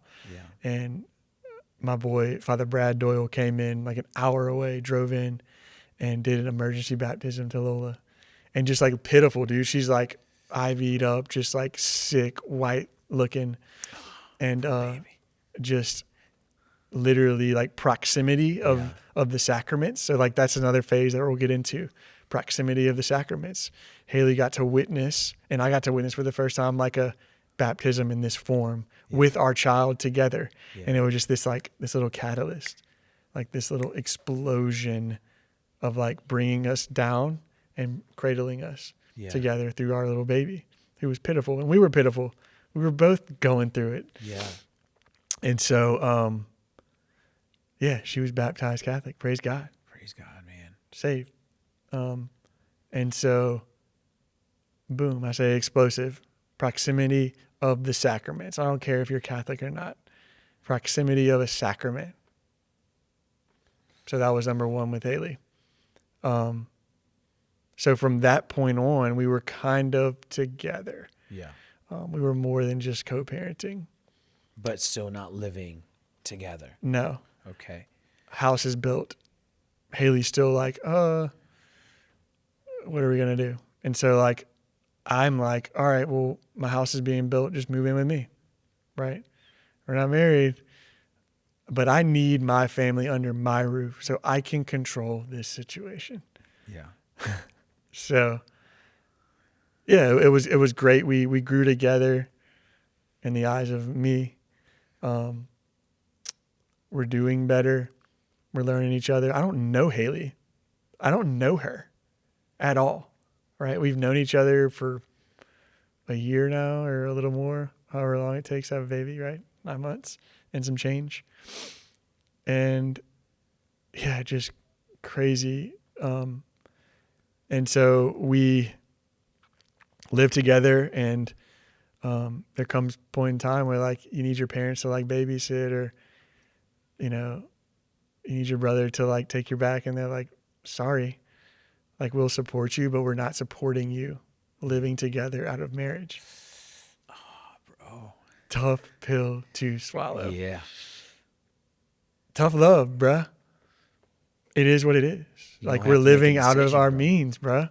This is how we got here, right? Tough pill to swallow. It's like the story of your life is constantly something like that. Yeah. You know, Shame. like God is Just chiseling me, bro. Just Yeah, maturing me. Yeah. Yeah. And I think I can relate a lot because a lot of times I find myself thinking that I can just do better with my life than God can do. And he just waits back there patiently. And then all of a sudden, like, you know, kind of, I can see my 15-month-old baby Paloma. She is walking now all over the place, bro, like a little drunken person. Yeah. You know, she's walking, and she already knows what no means. You know? Yeah. But Get that feeling hurt. whatever is no, don't touch this, don't do that, don't do this. She wants to do, you know, and I'm just in the back, just I'll allow it as long as it's not a knife that she's grabbing or whatever. That's Okay, good. I'll allow that only for a little bit. When I can see that she's in danger, I'll kind of just come in and, you know, pick her up and be like, you can't do that, baby, you know, and she'll get it. And then she'll just throw a little fuzz, be like, you know, because she's obviously Drunk. Latina, bro, and she's drunk, you know, and she's just like, you know, whatever, and speaking in tongues because she's from the charismatic renewal Yeah, too, you know. let's go. And all of a sudden, I can see that, bro, in your life as you're telling the story of like constantly just doing like, God, I got Thank you, this. but. Thank you, but I got this. Yeah. You know what I mean? Like, And so like I said this, we spoke at the March for Life this past year, and I said this, and my mom was like, come on. Like I made her look like they weren't supporting us. Like they were absolutely supporting us. Right. Yeah. But no, but sometimes we need that, bro. We need, especially from the people that love us the most. yes. Tough love is a real thing. Yeah. Because it kind of just makes you make a decision. Yeah.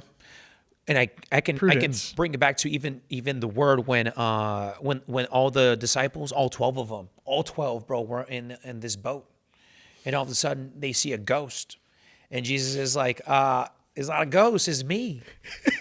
And then they're like, "I don't know." And then just Peter's like, "Well, if it's you, let me go over there." And then Jesus is like, "Well, we'll come through." He doesn't fly over and bring them to him, or walks over on water and kind of just hops on the boat and be like, yeah, it's me, guys. He makes the invitation. You know, it requires that, maybe not tough love, but it requires that Action. response, bro, that action. And in this situation, your parents understood the assignment, you know, because they're connected, bro, with the Holy Spirit. 100%. All So the like, time. Mom, Dude, shout out to your parents. Like, they're good parents, bro. So if you ever get tired of them and you want to swap parents and want to feel tough love, bro, with some Mexican parents, bro, let me know, man. But, dude, yeah, Did this spark or ignite this next action of like, okay, I got to step up my game and Yeah. figure out what I'm going to do with this Haley girl that Yeah. I barely know. And I was going to do what I was going to do. I was going to do what I was going to do. You know, like whatever. I'm not living separate from the mother of my child and my child. I'm not doing it. I'm going to control the situation. Yeah. Whatever. Don't support me. I'm here. And so the Lord also allowed,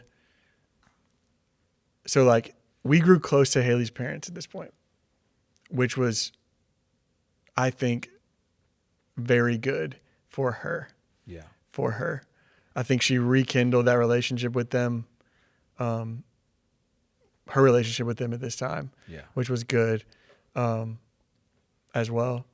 But yeah, it was definitely a tough time. So so let's say a year and a half rolls by. Yeah. It's Lola's second birthday. At this point, Haley and them are like coming to mass with me, like Lola comes every time. Yeah. You want to come with us or not? So she was coming with us almost every time, every Sunday. And so she's like starting to like, she's in proximity of the sacraments. Okay. So like I brought her to a more of a humble liturgy.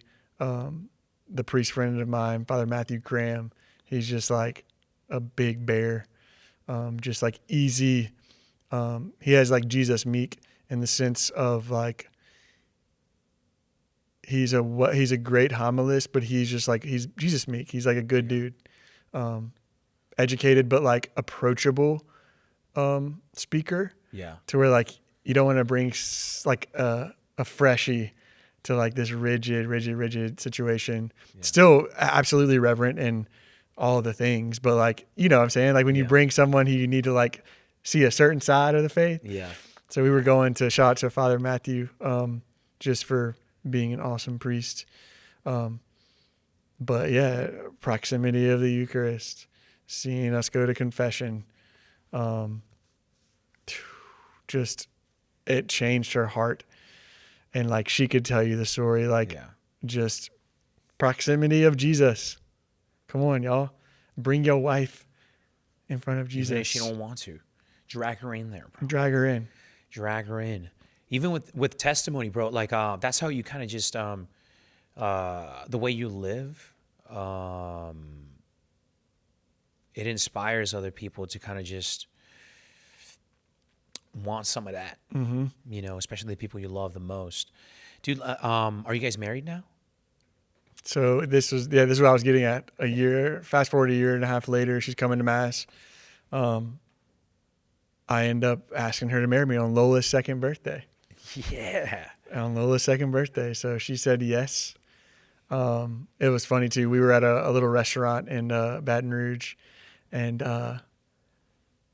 it's like a little sushi restaurant overlooking the river, the Mississippi River. Yeah. And so like I had like this whole plan. I had this ring that came in like 2 months late. I planned a trip to Denver, and the ring never came in, and we're out there just bulling, and she's thinking that I'm gonna propose, and I didn't because I didn't have the ring. And then we get back to Baton Rouge, and I end up asking her. Yeah, I end up asking her, and it was funny that they I think like a bunch of weddings go downtown, and there's this like huge fireworks show that goes off. I'm like, man, like, and it's still going. It's like 3 minutes. That's a long time for a fireworks show on a random Saturday. And so I'm like waiting for the fireworks show to be done. And I was like, screw it. So I get on my knee and I ask her. And so all the people in the restaurant are like, whoa, those were for you? And I was like, no. So I stole that moment from whoever. Appreciate it. Padre Pio, bro, coming in, bro. Yeah. Coming. He was definitely interceding for that little moment, bro. Yeah. Oh, did I say the Padre Pio moment? I don't think I did. Do you? My aunts? No, you didn't mention that. I think I just squirreled. Yeah. Off. No. So, no, I did say the Padre Pio thing. What moment? Where I asked for his intercession. Oh yeah. Yeah. Okay. Yeah. Yeah. Padre Pio. So see, that's what I'm saying. Like he came in and like he came in right there, clutch, bro, with the fireworks.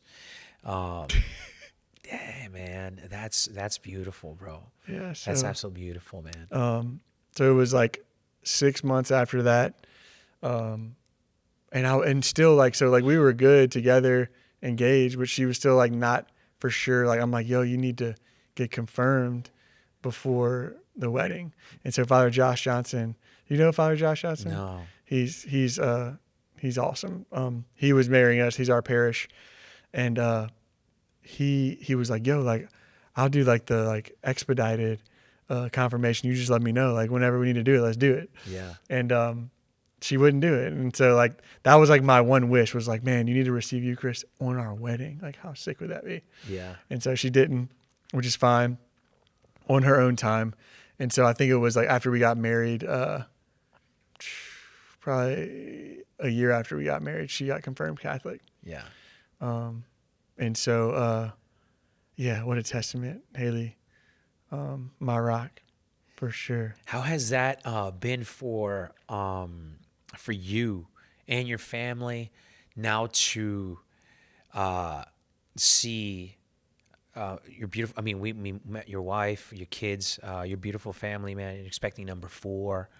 How has all of this testimony and all of this made an impact on the people you love the most, which is like your parents too, and your grandma, like the people are close to you, like seeing this, what God's been doing in your life, man. Yeah. So even to dial back a little bit with Lola, like the only way I could explain to people having a child was just my heart increased like 100-fold. So like the people that I thought I loved, now I know that I love them just astronomically, explosively more. Like I don't even know how to explain it. Just like having your own child only makes you love deeper to the people that you love. Yeah. It just shows you how much you do love. And so, especially little girls too. I mean, boys. I mean, obviously we're boys, but we're men. uh-huh. But little girls, bro. I never thought that a little girl would bring out such. And I grew up around a lot of boys, like all 4 dudes. For real. And then when my parents divorced, we ended up just growing up with my dad. So it was soccer friends, my dad, 4 boys. Yeah, bro, no one's cleaning that house. Yeah. You know what I mean? Yeah, we were wearing the same socks, bro, like days on days, my man. Sounds like us in the summer. Yeah. Yeah, dude. And no one's taking baths or showers, bro. It's just like a mess. But now having a little daughter, dude, and your daughter at that moment is just, I think it comes with a lot of, the good Lord knows what he's doing, man. When we mess up, like, he knows how to come and clutch and kind of just fix the mess for sure. Yeah. He's an expert in those things. Orchestrated, man. Every moment led to that moment. And now, here we are. Well, I guess like to kind of just bring it back full circle of like your how you're living faith now and your ministry, what you're doing, painting. Art, Let's get to that. That's secondary. Yeah, my family is it. Art is cool, and it's for the Lord. But my vocation is husband and father, and all the extra stuff is just brownies, man. Just such a gift. Are you happy? Oh, bro, I prayed for this forever. Like my whole thing, I think like to go back is like, I always use the excuse of like, I just need a girlfriend who's like gonna build me into like a better, healthier, more striving Catholic. Like I gotta find her. Yeah. Can't just like get my crud together. Right? That's always been my excuse. And so now I've always prayed for this. I wouldn't have said it was Haley. I promise you that. But yeah, here we are. So today we run a gallery together. We ebb and flow like peaches and cream for sure. It ain't peaches and cream. I tell you that. Haley She's a Latino, but she ain't a Latino. She mean. She's mean. No, but she, gosh, yeah. It's funny. Before we got together, all of the things that I thought were shortcomings of Haley are her 100% strong points now. So it's just funny to look back at like how you look at certain people or judge certain people, and just how false that is, right? Yeah. Just as a woman, as a girl, as a spouse, even to this day, you know. What changed your perspective on those things? Like, how did you manage to change that lens? Was it the sacrament of like just being married to this person and then living faith? Yeah, living faith, and I think too, just like getting to know her. Yeah. I didn't know her.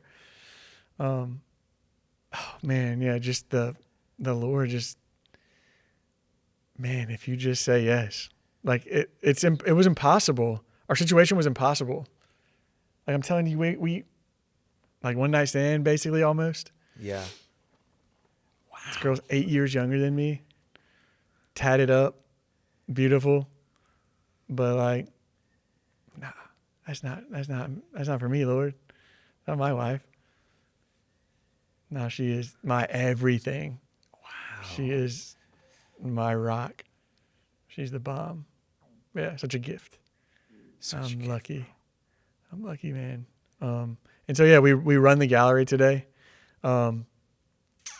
Yeah, we work, and so the reason I started my podcast, as we can talk about, was we were just having these experiences with people, and it's like it's not an open gallery; it's kind of appointment only. Okay. And so people come in, and like we kind of give them the tour, and Which is beautiful, by the way. yeah, so they can really experience the Yeah. art. It's like 4,000 square feet, Yeah. floor to ceiling work. And like I said, my cue is this is my ADHD in a nutshell. So like, Yeah.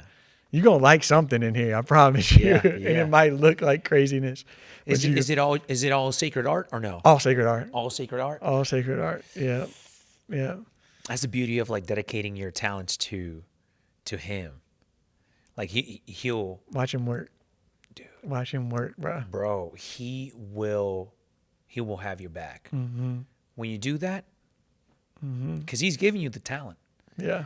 and you just respond back with that, like dedicating, A little action, right? bro, just a little bit. Yeah. And so, yeah, we were having these people come in and either spilling their guts or crying. Yeah. And like, that's me and Haley's like MO. And I were like, what do we do to people? Like, why do people come up in here? And this is just like in public. This can be like, the Lord just like kind of gave us like not a charism. I don't know what you would call that. Yeah. Of just like people within like a minute talking to us, just like feel like they have to like spill their guts. And that's a great thing. Oh, But we had these people coming in the gallery and just like opening up. whoa, and like we're like, okay, we can't like schedule appointments every day of the week because it's just like take it out of you, bro. Yeah. You'll be in here for 4 hours telling your life story and just having these experiences with the art, and whether it's the Holy Spirit, obviously it's the Holy Spirit, Oh, yeah. or whether it's like an experience with a painting, and the Lord just kind of he opens that door. And he allows us just to be a bridge to it. Like we keep talking about like we ain't theology driven. Like I'm learning. Yeah. I'm learning through my art. I'm learning the Bible. I'm learning my faith. But like I'm just real. Yeah. I'm just authentic me. And Haley is authentically her. We're nothing special. Like I can paint, I guess. But like that's the Lord, bro. Like that's the Holy Spirit. When you say yes, and you allow the Lord to work like mountains. Like every month we have something just funny, quirky, beautiful. Like the Lord just like took it. Okay, Lord, we'll pack the kids up. We'll pack the art up. We don't know where the heck we're going to go. But we're going to go and we're going to praise you because you saved us. Impossible. Our story is impossible. Yeah. Lola is a miracle. That girl is a miracle to be on this earth. Saved our lives. I don't know.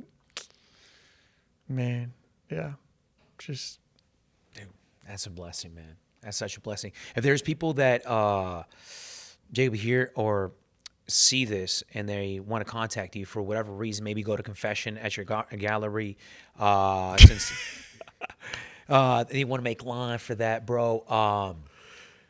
Once I blessed the camera and the crew. Obviously, it's from EWTN here. They were like, Bro. "What's this tattooed Mexican guy think he's doing, blessing people, man, left and right?" But as the priest of my home, oh, there you go. I do There you bless go. my wife and my Amen. baby girl, bro, before leaving. But if people want to contact you for whatever reason, they like your art. They just want to hang out with you and have some coffee. Come on. They want to bring you into their podcast, or they want to be on your podcast, or they just want to, ask to borrow some money from you. Hey. How do they contact you? Hey, we do all kind of things too. For real though, like if you want to contact me, let's do an art show. Dude, yeah. Let's do a painting class. You're doing something this That's what we weekend. need. That's what we need to talk about too. Like, so we have a show that this isn't live, but we do art shows. We help fundraise. Yeah. I've helped raise tens of thousands of hundreds of thousands of dollars for parishes, and we have fun with it. We can do full on art shows. I do live paintings at events. We do the podcast. Saints I do by murals, Saints by Number. Yeah. Let's do some church art. I've been doing some stuff with architects locally in Baton Rouge. So you're open to doing, helping like Commissions. parishes and ministries and stuff like that, kind of just Let's do it. fundraise and all that stuff, events, all Do that. it. Let's do it. How do people contact My you? website is jzumo.com, JZUMO. It's right there. Yeah, and we'll get it. And Yeah. Instagram, all that. Okay. You can find me, yeah. Dude, that's cool, man. That's so cool. Is there anything else you want to get off your chest, bro, before we kind of just call it a night? Anything that you say, Holy Spirit is kind of just nudging you in there. Maybe something you want to say to your old self. Or maybe this question that, did you see the interview with, now that I have him in my head, I'm going to pray for him, as we always do, Shia LaBeouf. When this dude asked him, I think it was in New Orleans. Oh, he was in New Orleans. It was in Louisiana. My buddies were bumping into him, gave him my card, have his number, like, hey, you need to come see this sacred artist. Like, he's like one phone call away. Dude, well, this guy, I think it was like a local news, but like in a podcast, I think it's a secular podcast. This guy asked him, what would you tell Jesus if you, like, did you see this? Like, if you would see him. That dude's real. That podcast host. And his answer, Kiss his I feet. wasn't expecting. And the Bro, way he he's said going it, through it. He's going through heavy spiritual warfare. I remember that. I remember being in the club out of my mind with a rosary in my pocket, praying the rosary because I was seeing stuff. I knew I was doing wrong, but I knew what I had to do, but I just wasn't doing it. Not yet. And dude, I can look up our text with our buddies. I was praying for him. I need to get back to praying for him. do we all have to pray for him? And a lot of people too, but especially someone that like himself, that he's like a known personality, and he has, I guess, like a platform, for lack of a better word. But not only that, but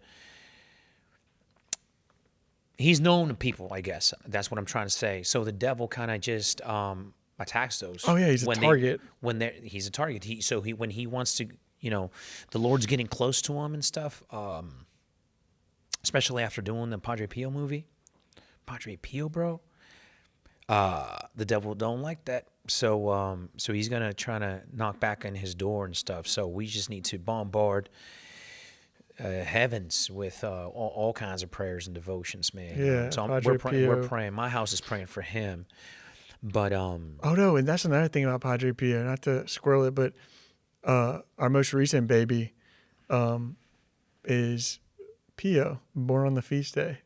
name's Pio. Bro, Pio. We had the name for our middle, Josephine. If it was going to be a boy, it was going to be Pio. Yeah. Ends up being a girl 2 days after Pio's feast day. 1 year and 2 days later, we have Pio.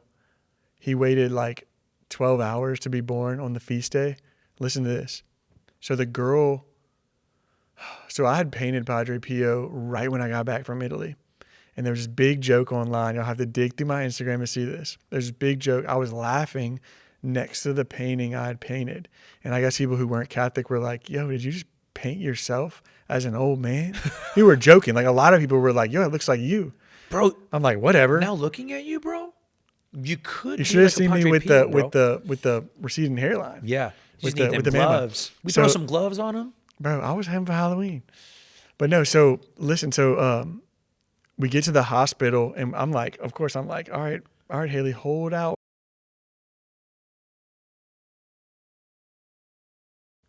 And the little nurse, our nurse the first night, comes in and she's like, Pio. She's like, what's that name? And I'm like tired for some reason, whatever. And I'm like, yeah, it's an Italian name. I'm Italian. And so she's like, is that like the saint, Padre Pio? And I was like, all right, you got my attention. You got my attention. It's like, yeah. And she just starts crying. She starts bawling, crying. She's like, my dad died of brain surgery, I forget what it was, like a brain injury of some sort. And she like got all emotional. Here we go again. Got all emotional, starts crying. And she's like, I don't know. I'm so sorry, y'all. Like, I've never done this with anyone. And then she looked at me and she's like, you kind of look like Padre Pio right now. And she was like dead serious. And I was like, okay, all right. So like, just like, I don't know what that means. I got to pray with it, but like, Yeah. I don't know. Okay, Padre Pio, you stalking me, bruh. Yeah. Like, dude. what does that mean? I don't know what that means. Yeah. But just that, like, intercessory prayer and the Lord's presence. Yeah. And knowing that intercessory stuff is very real and explosive and potent. I don't know what she saw. Yeah. Yeah. I don't know what that girl saw. Well, maybe the way I take it is like I was born on St. Joseph's feast day. Dude, my baby girl was born on my birthday, St. Joseph's feast day. Her name's not Josephina though. My middle is Josephine. But my grandma, my mom's side of the family, I never met her. She passed away before I was born. Her name was Josefina. She was born on St. Joseph's feast day. So, dude, it's like, I'm like, what's going on with St. Joseph, bro? I got to read into this. I looked up in the Bible, and there's only like 2 lines, bro, and he didn't say anything. So he didn't write any letters or anything. I'm like, oh, St. Joseph.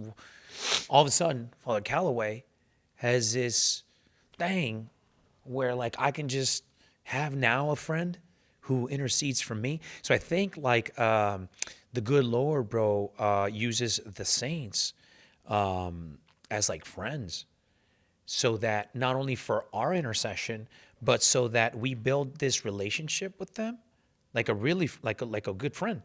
And all of a sudden, is like now this nurse is like saying, "You look like that." Might mean like, "Hey, she needs Father Pio's intercession. Like maybe you can, you know what I mean?" I don't know. That's the way I take it. I don't know if that's Catholic or not, but yeah, it has to be Catholic. No other people believe in friendships with saints, bro. Yeah, man. Yeah, it's very, very cool. Dude, very, very cool to have you here, man. It's been such a blessing and an honor to kind of just spend time with you and you too, bro. And hear your story out, man. It's so great. And obviously you're super talented.